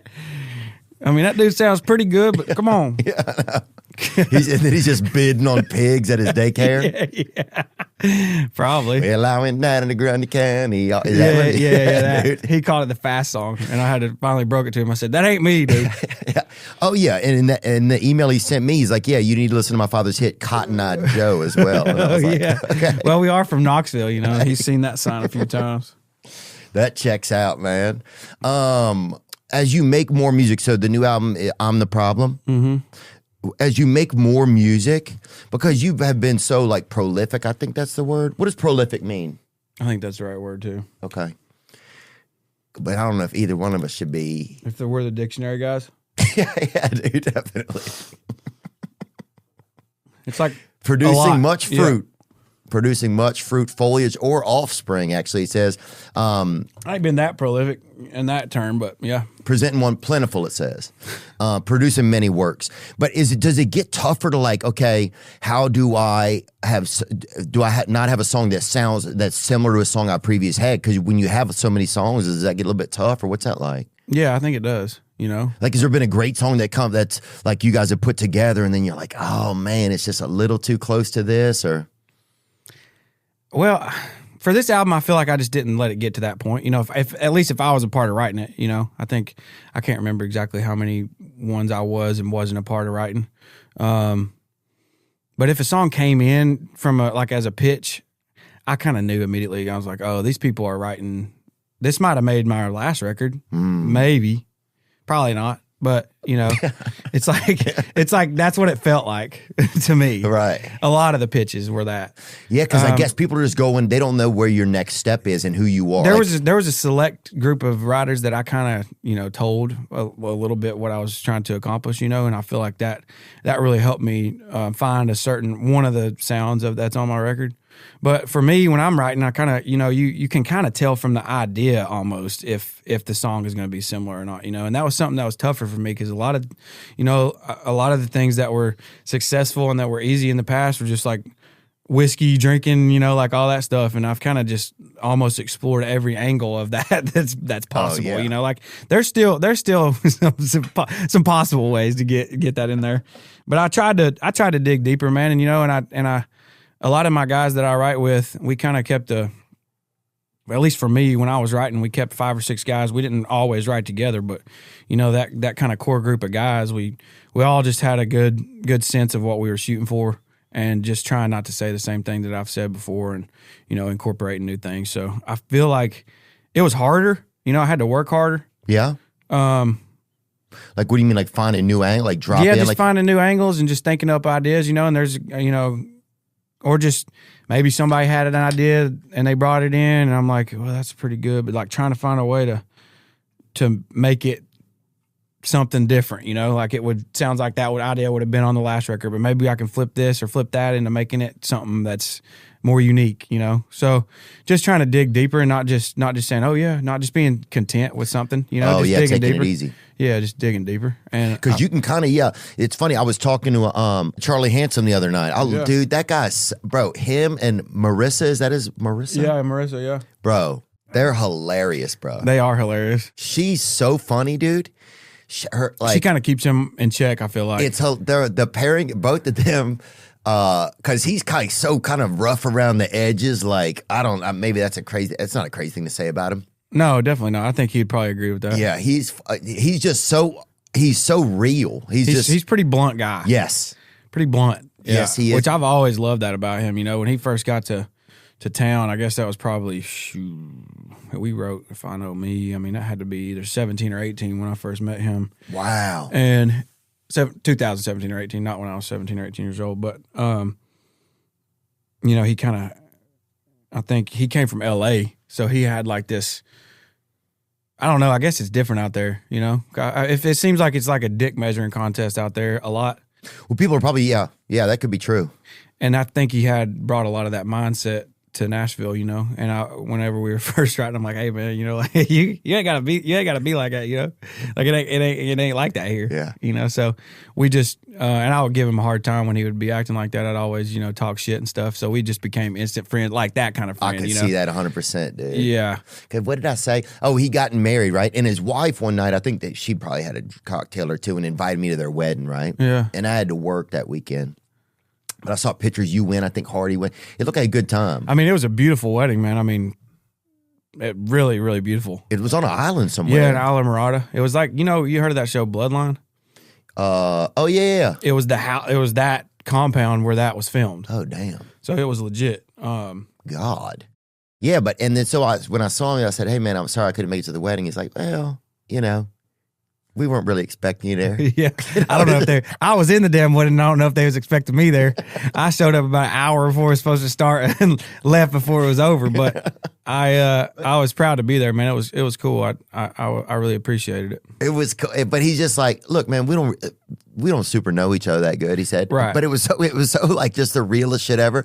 He's like, and if we become better friends and, and that happens, then yeah, man, I'd expect you to be at my, if I get divorced or if I do a renew of the vows. I said, but it was just I'd expect you to be at my divorcing now. Yeah, but dude, it was just like, and I was like, dude, you're so right. I was like, and then it made me want to get to know him more because it was like just cutting through the bullshit. I love that. That's an accurate way of describing him. Which I think is probably what makes him a good songwriter too, because it's like you gotta like if you too much bull, it's like if you can cut through the bullshit. Well, yeah, he'll definitely tell you like, or if you're on something, he's like, man, that sucks, And that's what I mean. I feel like I have a pretty good gauge of what's good and what's not, but like it's nice to have another person in the room who will tell you straight up, you know, because especially when you do get to this level, people sometimes don't check you the way they should, they'll just let you rock with it and whatever. Damn, dude. No, it's just interesting to hear you say that.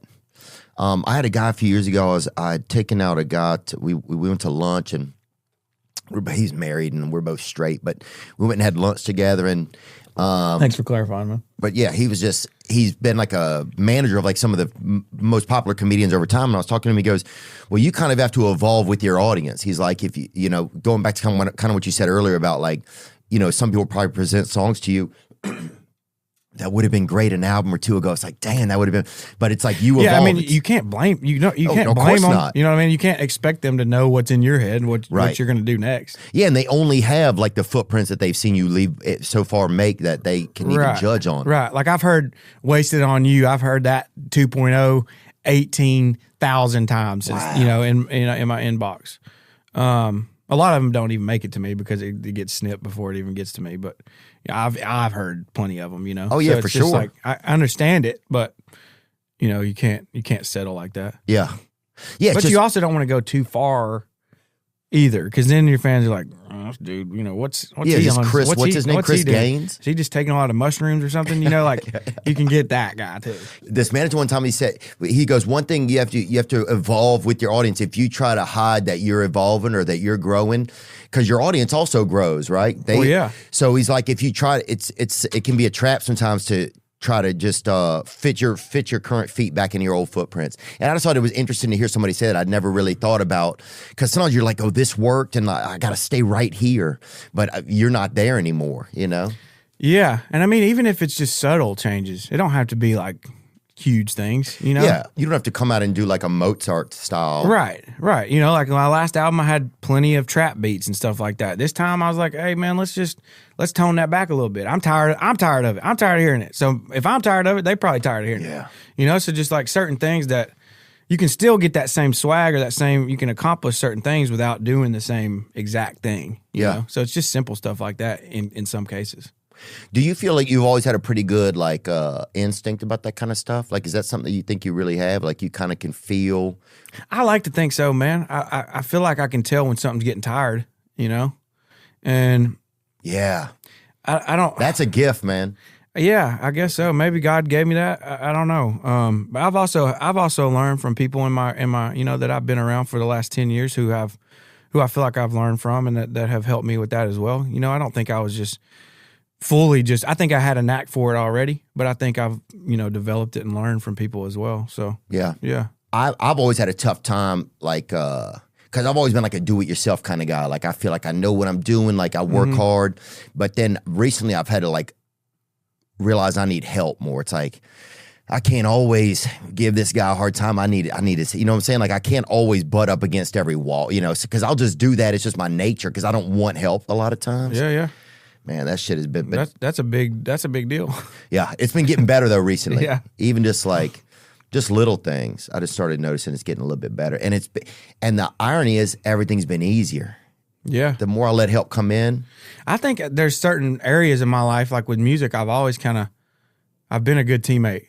I don't know why that is. Maybe I've just always I like the aspect of feeling like you're on a team, I guess, because I played sports and stuff so much growing up, like for me, I enjoy the camaraderie of making music with my buddies and doing all that stuff, so I've always kind of enjoyed the help and the team aspect of that. But there's other areas in my life where I'm like you, where I'm like, I don't, whatever. Yeah. No, I'm good. Yeah, I'm good. Yeah, so it doesn't necessarily permeate throughout my entire life. It's just that one thing where I've been able to do that. So. Yeah. Oh, dude, I'll be sitting in the damn bottom of a hole. There'll be 1,000 people out there with rope, and I'll be like, I'm good. Yeah, I'll find one. Yeah, I'll figure. There's one down here. There's one down here somewhere. And they'll be up there, and they're like, this dude's an idiot. Yeah. Yeah, you're damn right I am. But I'm proud of it too. Yeah, then I'm proud of it. That's the best part. Is it tough in your life? I mean, dude, your music, it's just been such a wave that, like, I mean, you couldn't travel around town without seeing every guy at a stoplight look like a Morgan Wallen, hear your music every store. Like, are there moments for you where it's like, God, this guy's got it, don't it? Like, it's like where you become too much for you. Like, is that ever does that make any sense? Yeah, no, it does.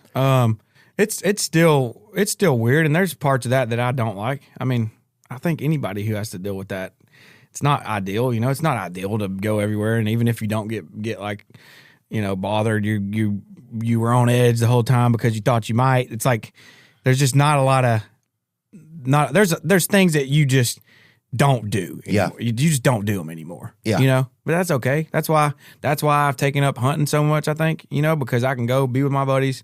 I'm in the middle of nowhere. I can be at ease. I can not stress out. You just find ways to supplement it, I think, Yeah.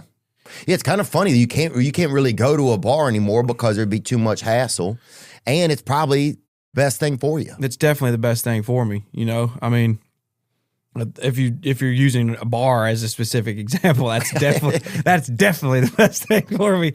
I ain't been in a bar since the last time I was in a bar that everybody knows about. How is that? That feels like a bar right there. It does. I ain't been in a bar since the last time. It sounds like an old country song for sure. But yeah, that's the most public time I was in a bar. That's the last time I was in a bar. Dude, have you seen those? There's an AI bar thing that makes country songs. Mm-mm. There's one about a bar. You gotta see if you can pull it up. Trevin, is it good? Dude, it's pretty funny. Let me see. This shit kind of surprised me. One of them's about. Oh, it's the right one. Kitchen, and the second one right there with the guy and the lady in the truck. Yeah, turn that up for a second. It's just ridiculous. Look, change it to whiskey and have Morgan Wallen sing it. That's one of the number one comments. Hey, start it back over and just turn it up a little bit. We can't hear it, but this is just like AI made this. I woke up in the morning to crack myself a beer, then went down to the kitchen to grab myself a beer. Made myself some breakfast, another beer, of course. That's when my baby said to me, I want to get a divorce. Well, now I definitely need to go grab another beer or two for free so I can start thinking clear. Oh, it's a perfect day for beer. That's good, man. But it's just crazy that AI wrote that. Like, it's just somebody just put it in. And dude, then AI is nuts, man. It's just making beer I was songs. talking to my mom about AI this morning, but that is, I mean, you know, could be a hit. Hey, fucking, we're sitting here listening to it. Yeah. Ready to win real money this March Mania tourney? Struggling to choose which team will pull off an upset? Forget about the teams. All you need to focus on are players' stats to rack up big cash prizes with DraftKings Pick 6. And when it comes to massive payouts, DraftKings dunks all over the competition. Pick 6 is available in most states, including Missouri, California, Texas, Georgia, and more. Track your picks for a shot to win huge cash prizes. It's as simple as that. Yeah, I just put some picks in for the Florida Gators the other day. I had Alex Condon and more than 7 rebounds, and I had Walter Clayton Jr.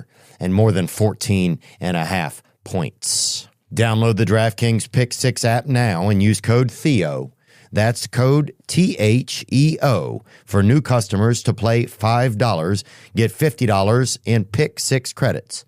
Better payouts, bigger wins, only with Pick 6 from DraftKings. The crown is yours. Gambling problem? Call 1-800-GAMBLER. Help is available for problem gambling. Call 888-789-7777 or visit ccpg.org in Connecticut. Must be 18 and over. Age and eligibility restrictions vary by jurisdiction. Pick 6 not available everywhere, including New York and Ontario. Void where prohibited. 1 per new customer. Bonus awarded as non-withdrawable Pick 6 credits that expire in 14 days. Limited time offer. See terms at pick6.draftkings.com/promos. You know, I've been telling you about MoonPay for a while now, haven't I? You've heard me talk about the MoonPay app, and for good reason. It's incredibly user-friendly for buying and selling crypto. But today I want to share more about what makes MoonPay so great. Some people say that MoonPay is the PayPal of crypto, because just like you could use PayPal to buy anything on the internet, you can now use MoonPay to buy anything in crypto. Speaking of cool crypto apps, check out Vector, one of MoonPay's partners that is shaking things up in the meme coin world. With Vector, you can connect your X account and see what your friends are trading, making it a social experience. You can download Vector using code Theo and buy with MoonPay. Remember, while MoonPay makes buying crypto straightforward, it's important to do your own research and understand the risks involved. Crypto trading can be unpredictable, and you could lose your investment. MoonPay is a tool to facilitate your transactions, not a source of financial advice. Trade responsibly. Y'all been praying and manifesting, and now the day has come to Call of Duty Warzone. Verdansk is back, baby. That's right, the OG map, the one that raised you, the one where you took your first baby steps, is making its return on April 3rd. Relive the chaotic, heart-pounding moments from the original Verdansk. Verdansk. Experience legendary gunfights with classic weaponry. It's free to play, Freer than a hot dog at a homeless shelter, baby. You can get it. So rally the squad. Tell your boss you've got important business that day and get ready to drop in. Download Call of Duty Warzone for free and drop into Verdansk on April 3rd. Oh, and this is rated M for mature. So don't go blaming me if your little nephews or nieces log on and learn some new words. You know what I'm talking about. Bad words. What are you listening to right now, man? I know everybody asks that. It's a good question. I've been trying to find new stuff to listen to. I don't find a whole lot of new stuff to listen to. I've been listening to like old. I mostly only listen to music if I'm driving or if I'm working out. That's about the only time I listen to music, which I do those things a decent amount, you know. Kind of same, man. That's kind of when I do it. Yeah. Stephen Wilson I've been listening to. Yeah, he's good. He's really good. Great lyricist. Yeah. He's a special talent. That song about his My Father's Son. Hardy played that one with him. God, that's good. Yeah, that guy is really, really good. Zach Top's voice is really amazing. I don't listen to country music a whole lot. I think I've always kind of been that way. I know who Zach Top is, and I do agree. He's very solid. Jesse Murph, Big X the Plug. You've heard that song? No. They have a collab that's pretty dope. That's cool. Yeah, it's good. Me and Big X, we almost did a song. But I don't know. I didn't. I actually sent him a song and he didn't finish it, so I don't know. That's on him. I guess I don't know what he was doing. He was in jail. Did he? I think so. For what? Not a long time. Not long enough. I went to jail too, man. Hey, Big X, what doing? Hey, if you behind bars, write a couple. Yeah. You know no, it was kind of spur of the moment thing though. I got a song on my record called Miami, and I haven't heard that one yet. They sent me a couple of the songs. Did they? Yeah, it's cool, Miami. man. It's like it's a Keith Whitley flip. So it's like an old, Miami, that song. Have you ever heard that? Miami, what took you so long? I thought you never call. Oh no, I never seen it. People talk about Keith Whitley. That's one of his like bigger type songs, I guess. But we flipped it and turned it into more of like it's a little more like rap style. Mm-hmm. But it's cool, man. I like it. Yeah, it's cool. It seemed like it could use a rapper on there.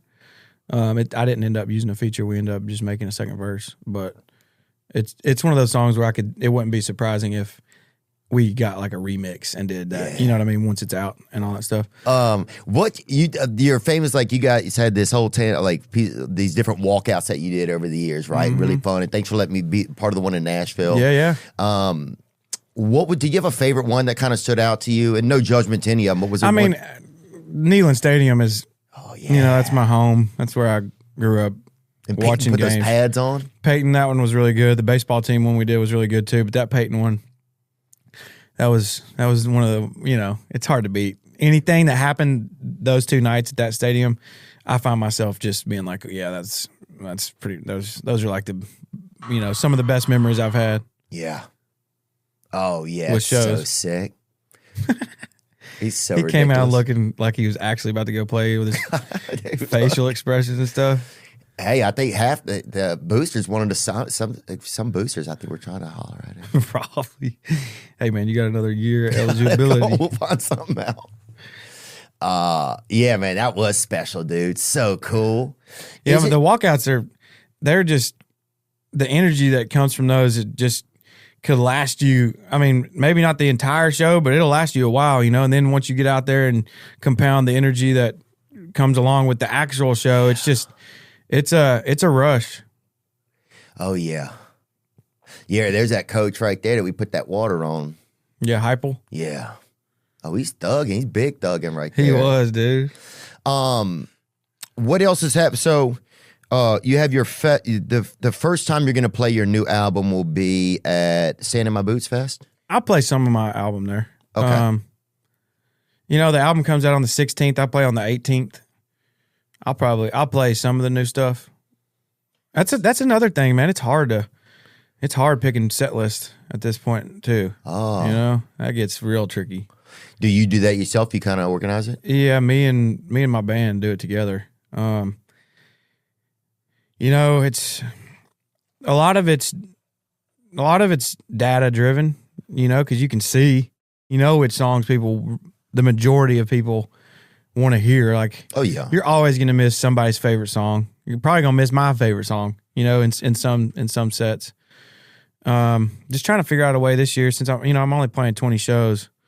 So probably if I can try to figure out a way to not play the same set list all the time, you know, because last year I interchanged a couple, but I think I'm going to make a bigger effort to try to make the set list different for at least each night. You know, maybe not every single show be a different set list, but like night 1, night 2. Yeah. Because we're playing 2 nights in each place. So night, you know, trying to separate the 2 nights as far as music goes should be interesting, because we've never done that before. We would always just do like maybe change 1 or 2 songs. You know, I'm thinking maybe a little more than that. So I like that. Yeah, that way if people wanted to come for both nights too, they could and hear different stuff. Yeah, too. and a lot of people already do come both nights, so that'd be nice for them too. You know? Yeah. There's really no way to do it perfectly. Somebody's going to be disappointed, or you know, at any point, oh, they didn't play this song or he didn't play that song. But trying our best. I'm not going to play for 4 hours either. So you know, yeah, you got to keep it within reason. We got to meet in the middle, guys. Yeah. I'll do my best. Like, I don't want to sing for 4 hours. You know, I 2 hours about. Maybe a little longer than 2 hours. Dude, you put it on, man. I like my show, like I'll be out there for maybe about an hour and 15 minutes is probably the sweet spot for me to be on stage, I think, with a comedian where they're just, because we don't have any backup instruments. So people are like, fuck, somebody tap in a violin or something with this bastard. You know, people get a little bit tired of it.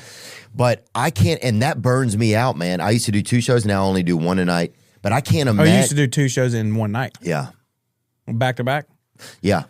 When you first started as I think I remember you telling me that. Yeah, I think like even whenever I first came to town, you guys came one night and saw me over at Zany's, man. Yeah. That was cool. Yeah. And you came and did my podcast early, man, and that helped me.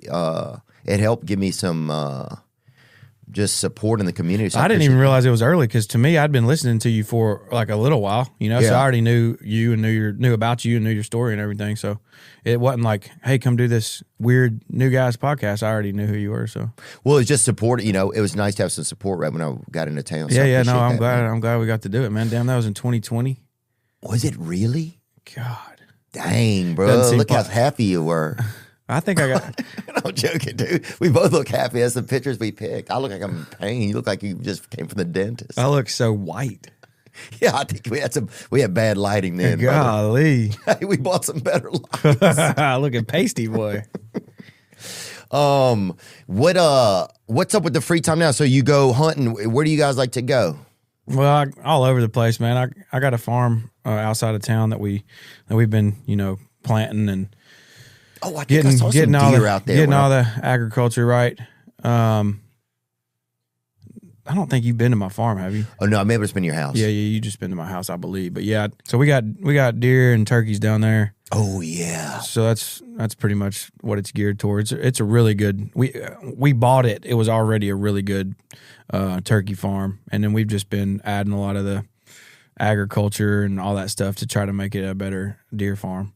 What makes a good setup like that? Like, what's the best way to make it set up where it's challenging to the hunter, but also like? I mean, it's always going to be challenging when deer hunting, just you know, because you only get to kill two bucks in a season in a state, you know, so you're not just going to go out there and shoot everything you see. Oh, you know what I mean? Like you may let a really good deer walk because you're trying to get a better, you know, that there's a better deer in the area, or you believe there's a better deer in the area, you know, like we have cameras and stuff now, so we can kind of take inventory on stuff, but, you don't, I think people, I don't know what people think about hunting, but like, you don't just go out there and just massacre animals, you know what I mean? You're like, not out there with a handgun or nothing. No, but I mean, it's interesting. I mean, the main thing is food, you know, food and bedding.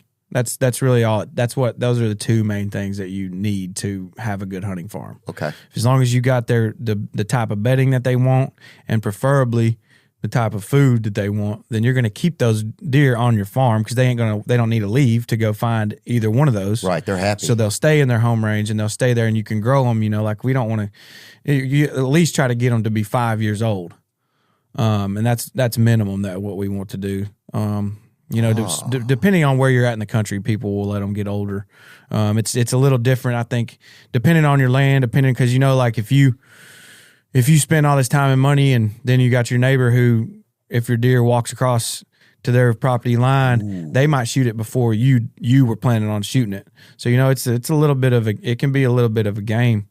So there can be property line beef like that. Oh yeah, there's all kinds of that going on. Damn, I didn't know Yeah, that. there's a lot of hunting property line beef. And what about reindeer? Do you ever see reindeer out there or no?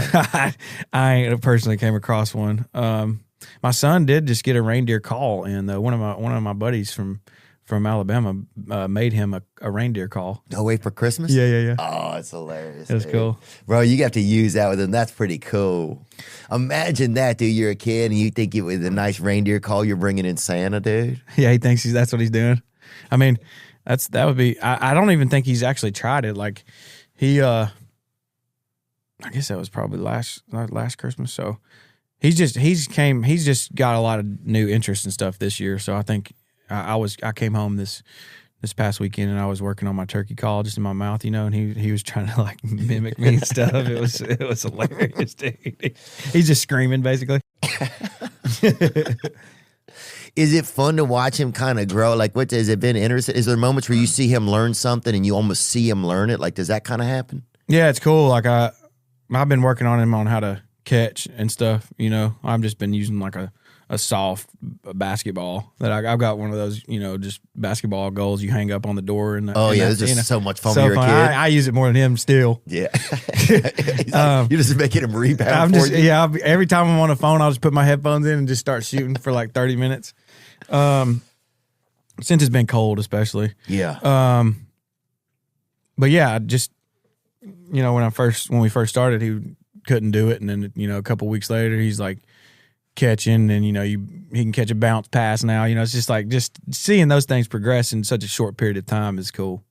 Does it make you have a different appreciation for your own dad, or has it adjusted y'all's relationship any, you think? Is that a weird question to ask? No, it's not a weird question. I think, yeah, I think it probably does. I mean, me and my dad, we butted heads a lot growing up, especially once I got to high school, just because I was you were you. I was kind of ridiculous. And I think he was kind of ridiculous when he was that age too. So he was just trying to, hey, don't be like me when I was that age, like I know what this turns, I know how this ends usually. So we just butted heads. I didn't, you don't believe anything your parents say when you're that age. No, it's the last person you want to believe. It's so it's crazy. It's not even possible. It wasn't possible in my head to believe that. That's crazy to think now. I'm like, damn, they were right. But in my head, it was not physically possible to think that they could be right. Yeah. It just wasn't. It's kind of crazy because like, these two people that love me and care about me and raised me this far, they're trying to ruin my life. Yeah, they're trying to ruin my life. Yeah, that's what you think. It's wild. Oh, totally. It's insane, really. But that's what I thought. But yeah, I mean, after I moved out, and once I think I got moved down here to Nashville, that's when we became even closer. Yeah, closer than ever. Because I moved here pretty young. I was 22 when I moved here. Yeah, and almost been here 10 years coming up. Mm-hmm. So I think just having that space and then just being able to, you get older too, and just. That's the biggest thing. You're like, oh shit, none of that other shit even mattered. What was I doing? Like, yeah, maybe you could have went about it a little different or whatever, know, but like the intentions were right. Yeah, I mean, I just got to spend time with my mom. Is like a lot of my life, it's like I'm waiting for my mom to like show me certain attention or affection or something. The other night, we're just sitting there, we're watching at the Opry, and she went there like 40 years ago or something, and I'm like, it's kind of stupid. But I just reached over and grabbed my mom's hand, because sometimes it's like, it's not about me being a kid anymore. It's just about me she's an older woman now. So it's like, let me just be an adult and almost act like I'm the parent, I'm not the parent now, but I don't know, there's an old part of me, like a child part of me would be like, oh man, it's my brother. I wish my mom would, pat me on the back, just do something, show me a little bit of love or something. But then I just grabbed her hand and then we just watched it together. And it was like me kind of, I don't know, it was a little moment for me where I was like, I'm not going to be that old grudge. I'm just going to move forward. That's cool. Yeah. But it was just interesting. Or just to get my mom a hug while we're sitting there, Me and my mom we always had like a super good relationship. She was always loving and stuff, So I felt all that from my mom. But me and my dad, like I said, we butted heads. So it was more of just getting past that phase in my life. But once that phase was over, it was over. Right. To me. Yeah. I don't have any sort of hard feelings towards it. Oh yeah, dude, your dad is so funny, dude. Right when I see him, my face just fucking smiles. I know. That guy just Me too. he's just energetic. He chipper. You said he was chipper. That's the right word for him. And he's been fasting for like 700 days. Yeah, dude. I don't. At this point, I don't know. Oh, he ain't fasting. He ain't fasting right now. I've been seeing this man eat during this trip. He's been down here. He ain't fasting. Don't let him lie to you. Because I've been eating clean and stuff, trying to get ready for tour and all that, and they're bribing me with all these hamburgers and stuff. I'm like, man, go cook that somewhere else. What about motorcycling? You got a motorcycle. I remember last time I saw you were talking about. Did you get one? Yeah, I got it. Oh, you have a Harley hat on today. I do, yeah. Gang. That's nice, let's dude. go, baby. It's I got this off some like vintage thing. Yeah, it's tough, dude. Yeah, man, I enjoy it. You do? Yeah, which I kind of had ridden dirt bikes and stuff a little bit, enough to understand my way around a bike already. Right.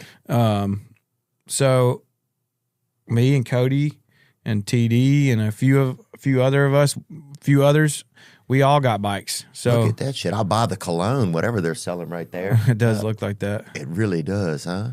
Exhaust by Morgan Wallen. Exhaust. Smells like a fart.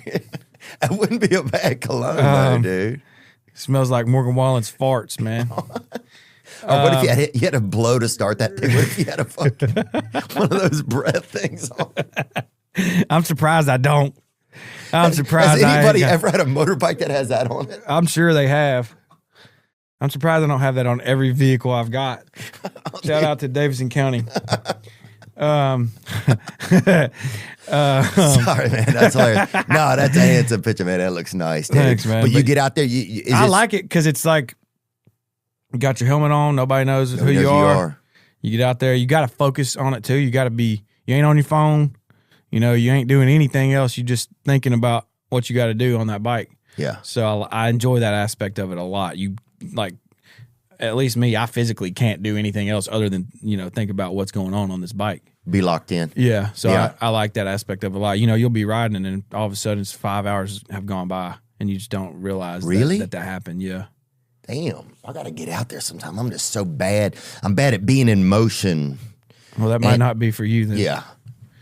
I'm better.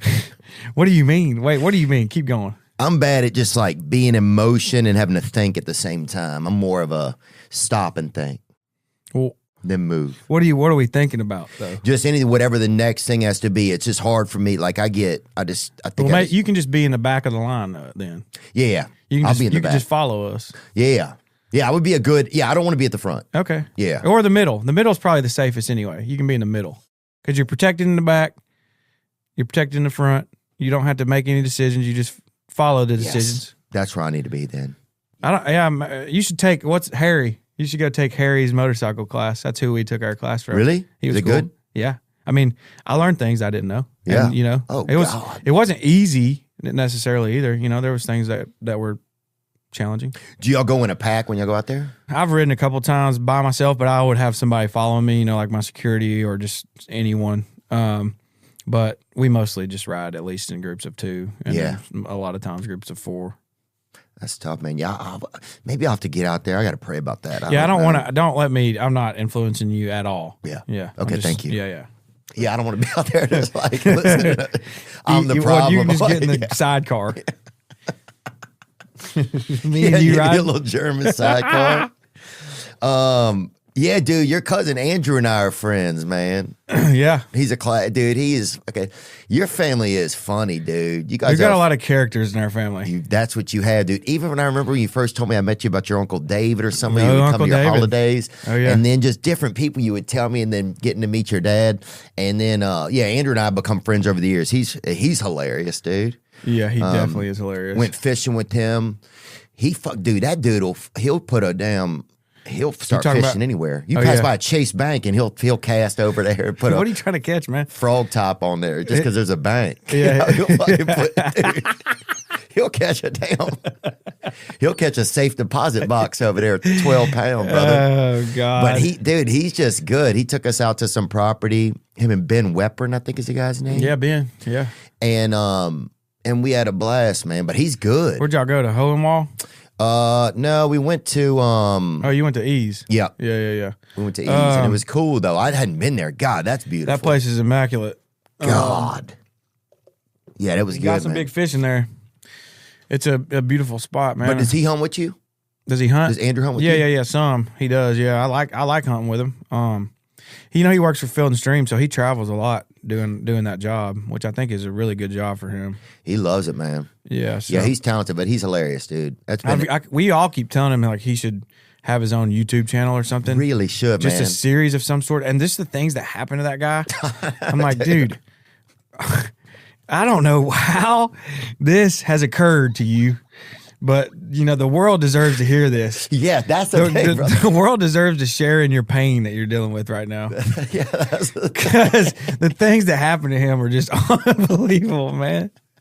Bro, he's just such a good story. He has been getting to know him has been a gift, man. Yeah, he is a true.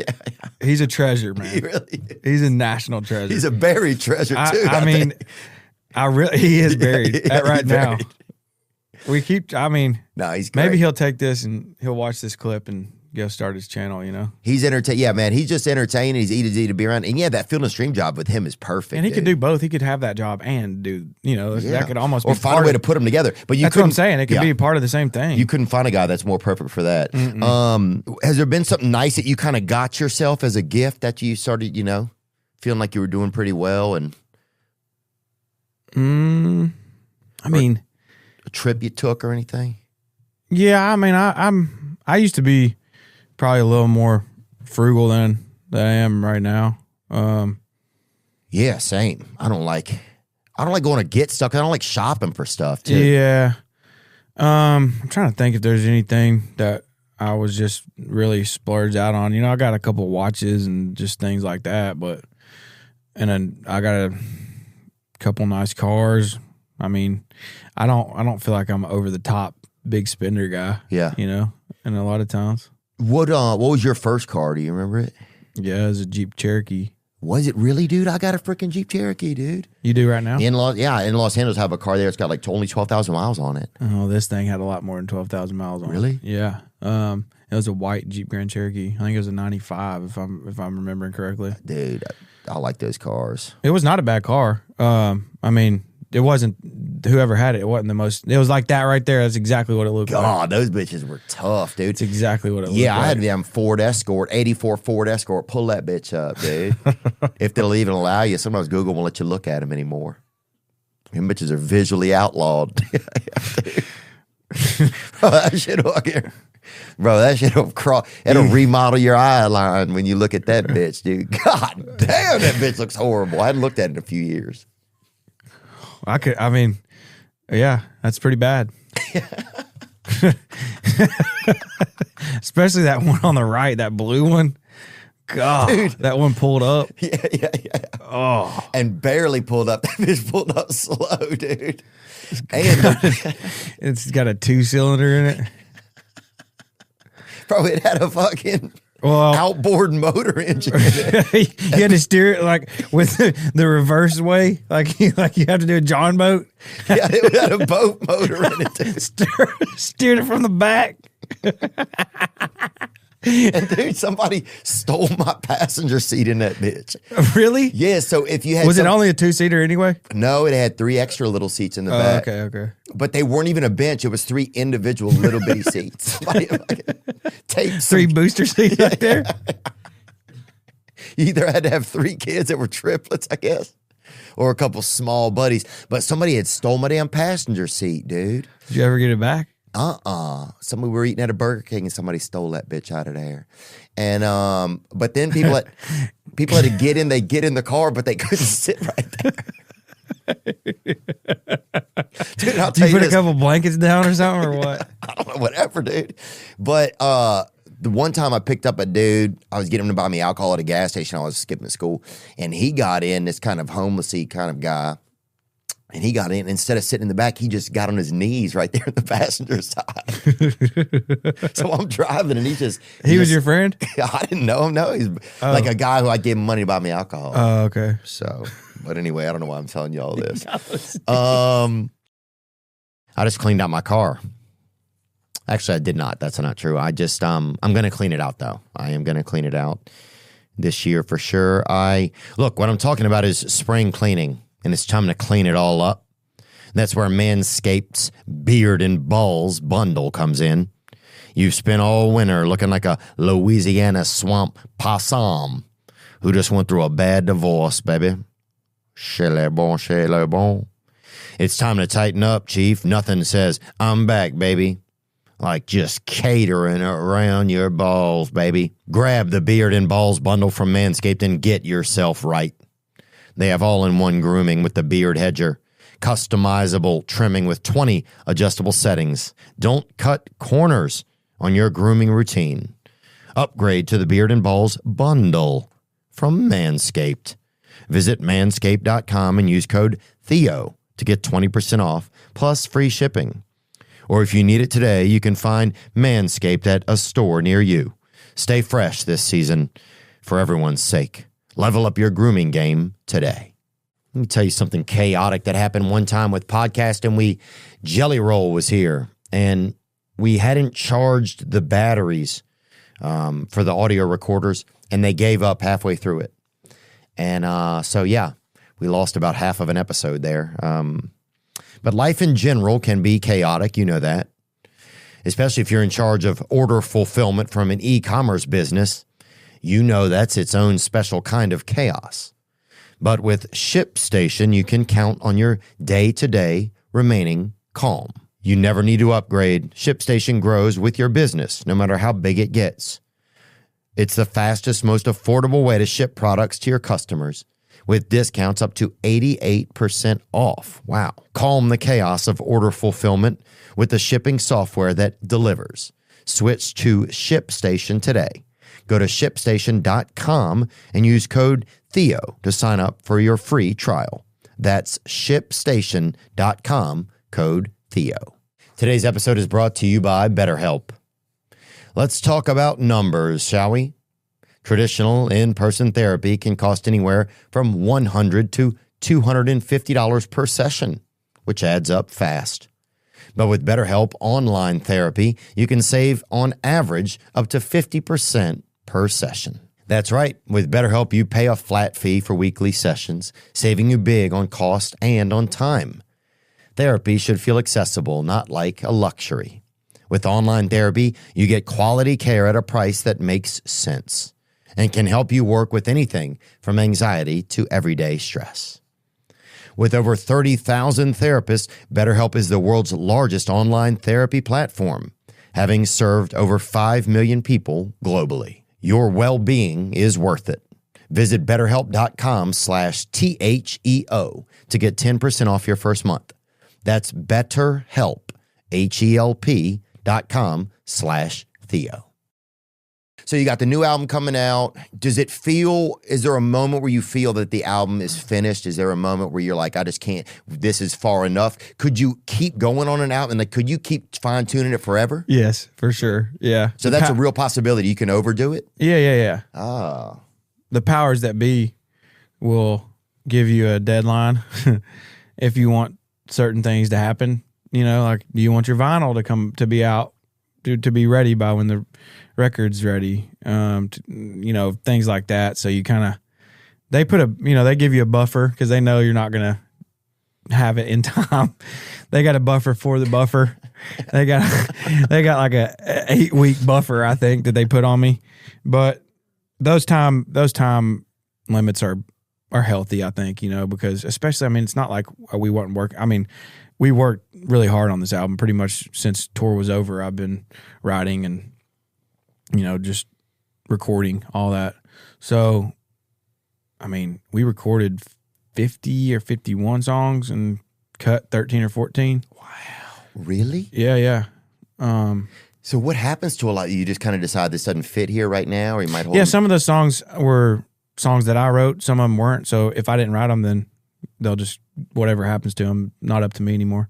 And then if I did, who knows? I might make a side project of something if something that has nothing to do with my name. I've always kind of wanted to do that anyway, just kind of figure out a way to it wouldn't be my voice. It wouldn't. I don't know how you do that. I'm sure there's all kinds of ways to go about it now, these days. But but it'd not be my name, not my voice, not be any kind of style of music that I normally do. Just to see what happens to it. Yeah, it might be like house music or something. I don't know. That'd be pretty sick, dude. Yeah, dude. If you had house music, I mean, people would. If they saw my name on it, they would. I don't want it to have my name on it. I want to just see what happens if it just gets put out to the world. Maybe I'll like put it on a story or something of whoever it is. Dream Jacker or whatever the team is, but whatever the name of the guy is. Yeah, dude. Wet Dream Jacker, that'd be mine. Dream Jacking currently. I mean, me and my buddies were talking about this topic the other day actually, and I don't know. It might actually happen. Putting out something secret, low key. Yeah. Creating something. Yeah. Yeah. Well, I bet because that's an interesting thing. It's like once you kind of have made a name in one space, it's kind of hard. You can't. You almost have. If you want to get a real test of what people think of something, you kind of have to secretly do it some other way. Yeah, but it wouldn't even be similar to the type of music that I'm doing. Totally, I understand It would be nothing even close to what I'm doing now.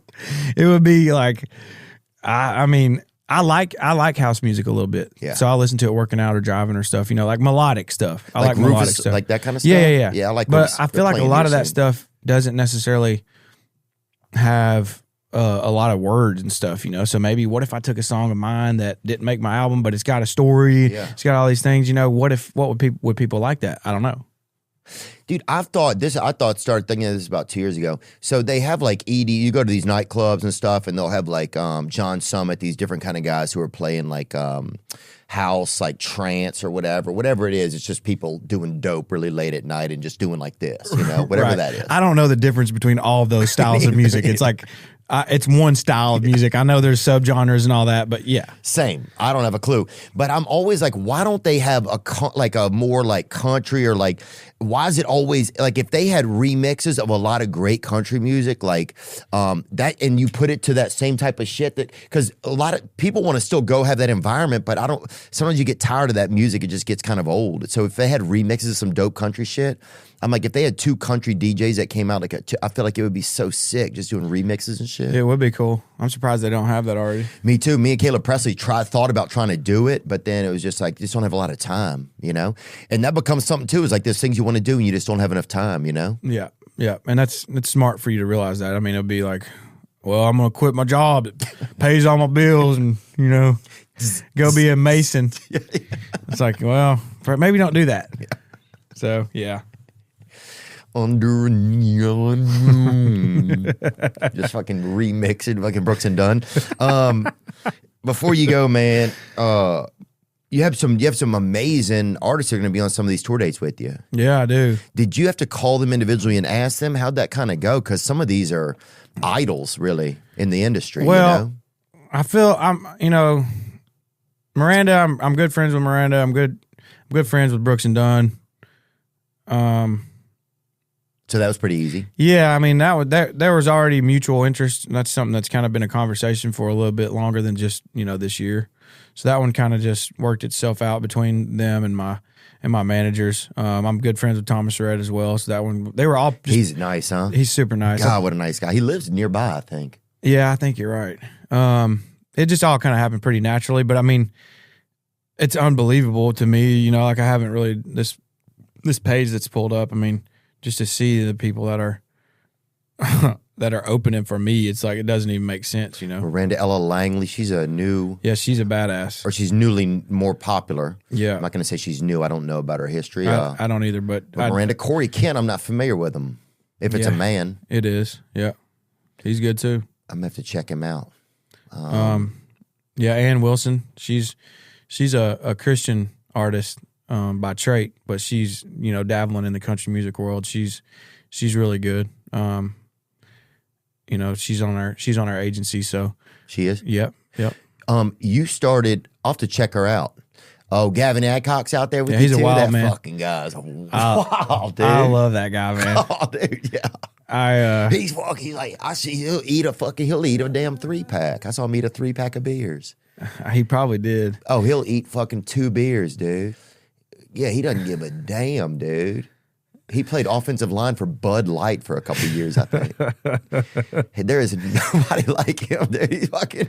He's definitely outlandish. Oh, he'll be on what are those things? Those military? What are those MREs or whatever? He just got beer in there. Dude, he'll fucking.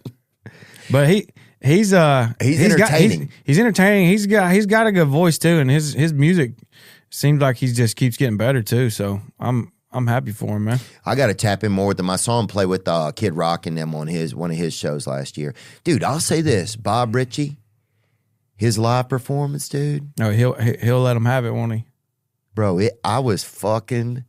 I mean, I know, but I didn't. It was good. I've never seen it firsthand, but it was really. I can imagine. I mean, I knew it would be, but it's just been some time. It's hard to keep up. I mean, being out there for 2 hours. I mean, you guys get. I mean, it's a lot, man.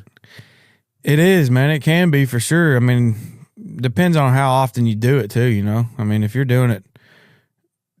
Some people, I guess, still do it three nights a week. I'm just going to do it 2 because it feels like a disservice to me and everyone else to do it 3 days in a row. But two seems like a good sweet spot. You can, as long you play the show, probably don't go to bed till 3-4 in the morning just because you're so wound up. Yeah, you're up. People visit, and you got to say bye to everybody. All that shit. Well, I don't do all that anymore much. But even if your family's there and stuff. But even still, they know what the priorities are at this point. So if I play a show, you'll head out. Which my boy, if my boy's with me, he'll be asleep already anyway. So we head straight out. Don't stick around. I try to go to bed as soon as possible. Usually, like I said, don't have until 3 or 4. Then you try your best to sleep till noon, 1, 2, as late as you possibly can, just because your voice after doing all that, you need all that rest. So. It's become a little bit more like a regiment for me, which is good. I got a vocal coach and all that stuff too now, so it's like a whole boom, boom, boom, boom, boom. This is how it is now, and that seems to help me a lot. Yeah. Yeah, it's kind of interesting. When I was a little younger, I could do some of those stretches, and now I'm like, when I do see them on the schedule, it's a little bit tougher.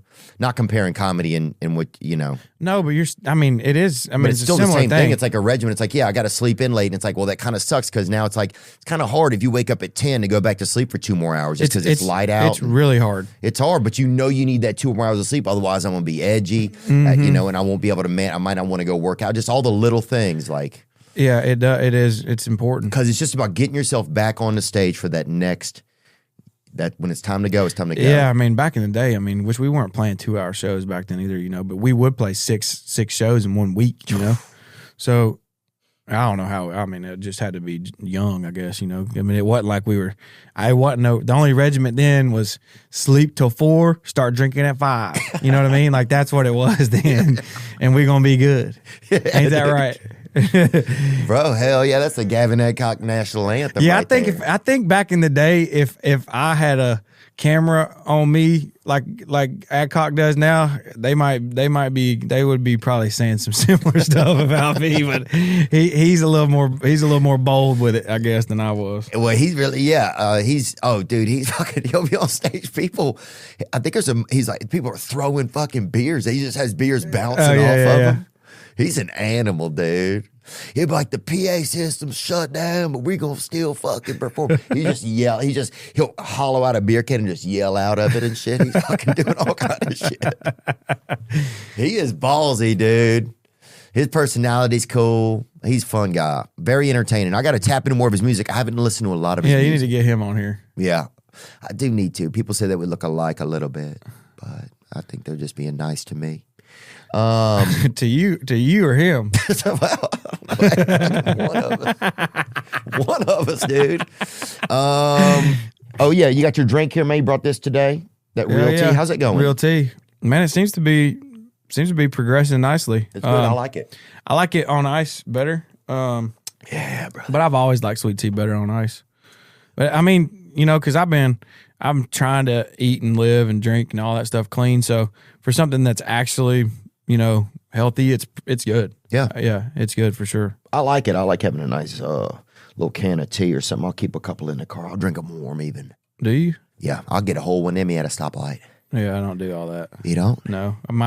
My drummer told me one time he had drank like, I can't remember how many, like 13 or something, and ungodly in a short amount of time. I said, damn, man, you're going to have kidney stones for sure. Hey, dude, bro, maybe he'll have a cover band of the Rolling Stones, and it's called Kidney Stones. The Rolling Kidney Stones. Is there a song sometimes of your own that you'll listen to, or one that catches you sometimes and it'll kind of catch you in your feels a little bit? Is there anyone that you're like? I mean, yeah, the song I wrote to my son is the song. Oh, the one that's not out yet. Yeah, that does that. It'll be out soon, but okay. I mean, it's also one of those things to where, I've tried so many times to write a song like that for him, and it always fell flat. So I'd listen to it on the way home or whatever after we wrote it, and I'd be like, that's good. But it's not how I want it. And I also didn't want to write like a song to him that was all, I don't know, sappy and slow and, just like what you would expect a dad-son song to be, right. Oh, I wish you wouldn't grow up, all that. Like, I didn't want it to be that. I wanted another birthday cake. Yeah, it's like, I didn't want that song at all. That song's been written plenty enough. So, and I wanted it to keep like, have a little bit of my sound and my swag and just like, and to be honest, so it was a hard thing to try to get all those things wrapped up into one song, and it's called Superman is what it's called, and I feel like we accomplished that. And when we wrote it and I was riding home, it was actually the last song that made my record, so it's not like I've had it for a long time. It right. took us a while to get that song, and it was actually Blake, one of my buddy Blake's. It was his idea, and the hook was different though. It said Superman. I don't remember what the hook was exactly, but I was just singing it and I was like, oh, I know what it is. And I changed the hook, and it made it. It was like, oh, there it is. Unlocked. And we all three of us or four of us in the room just kind of was like, oh yeah, that's it. Oh. And then on the way home, I was listening to it and started crying. And that's the first time that it happened with a song for him. Oh, so I kind of knew. Yeah. That's cool, man.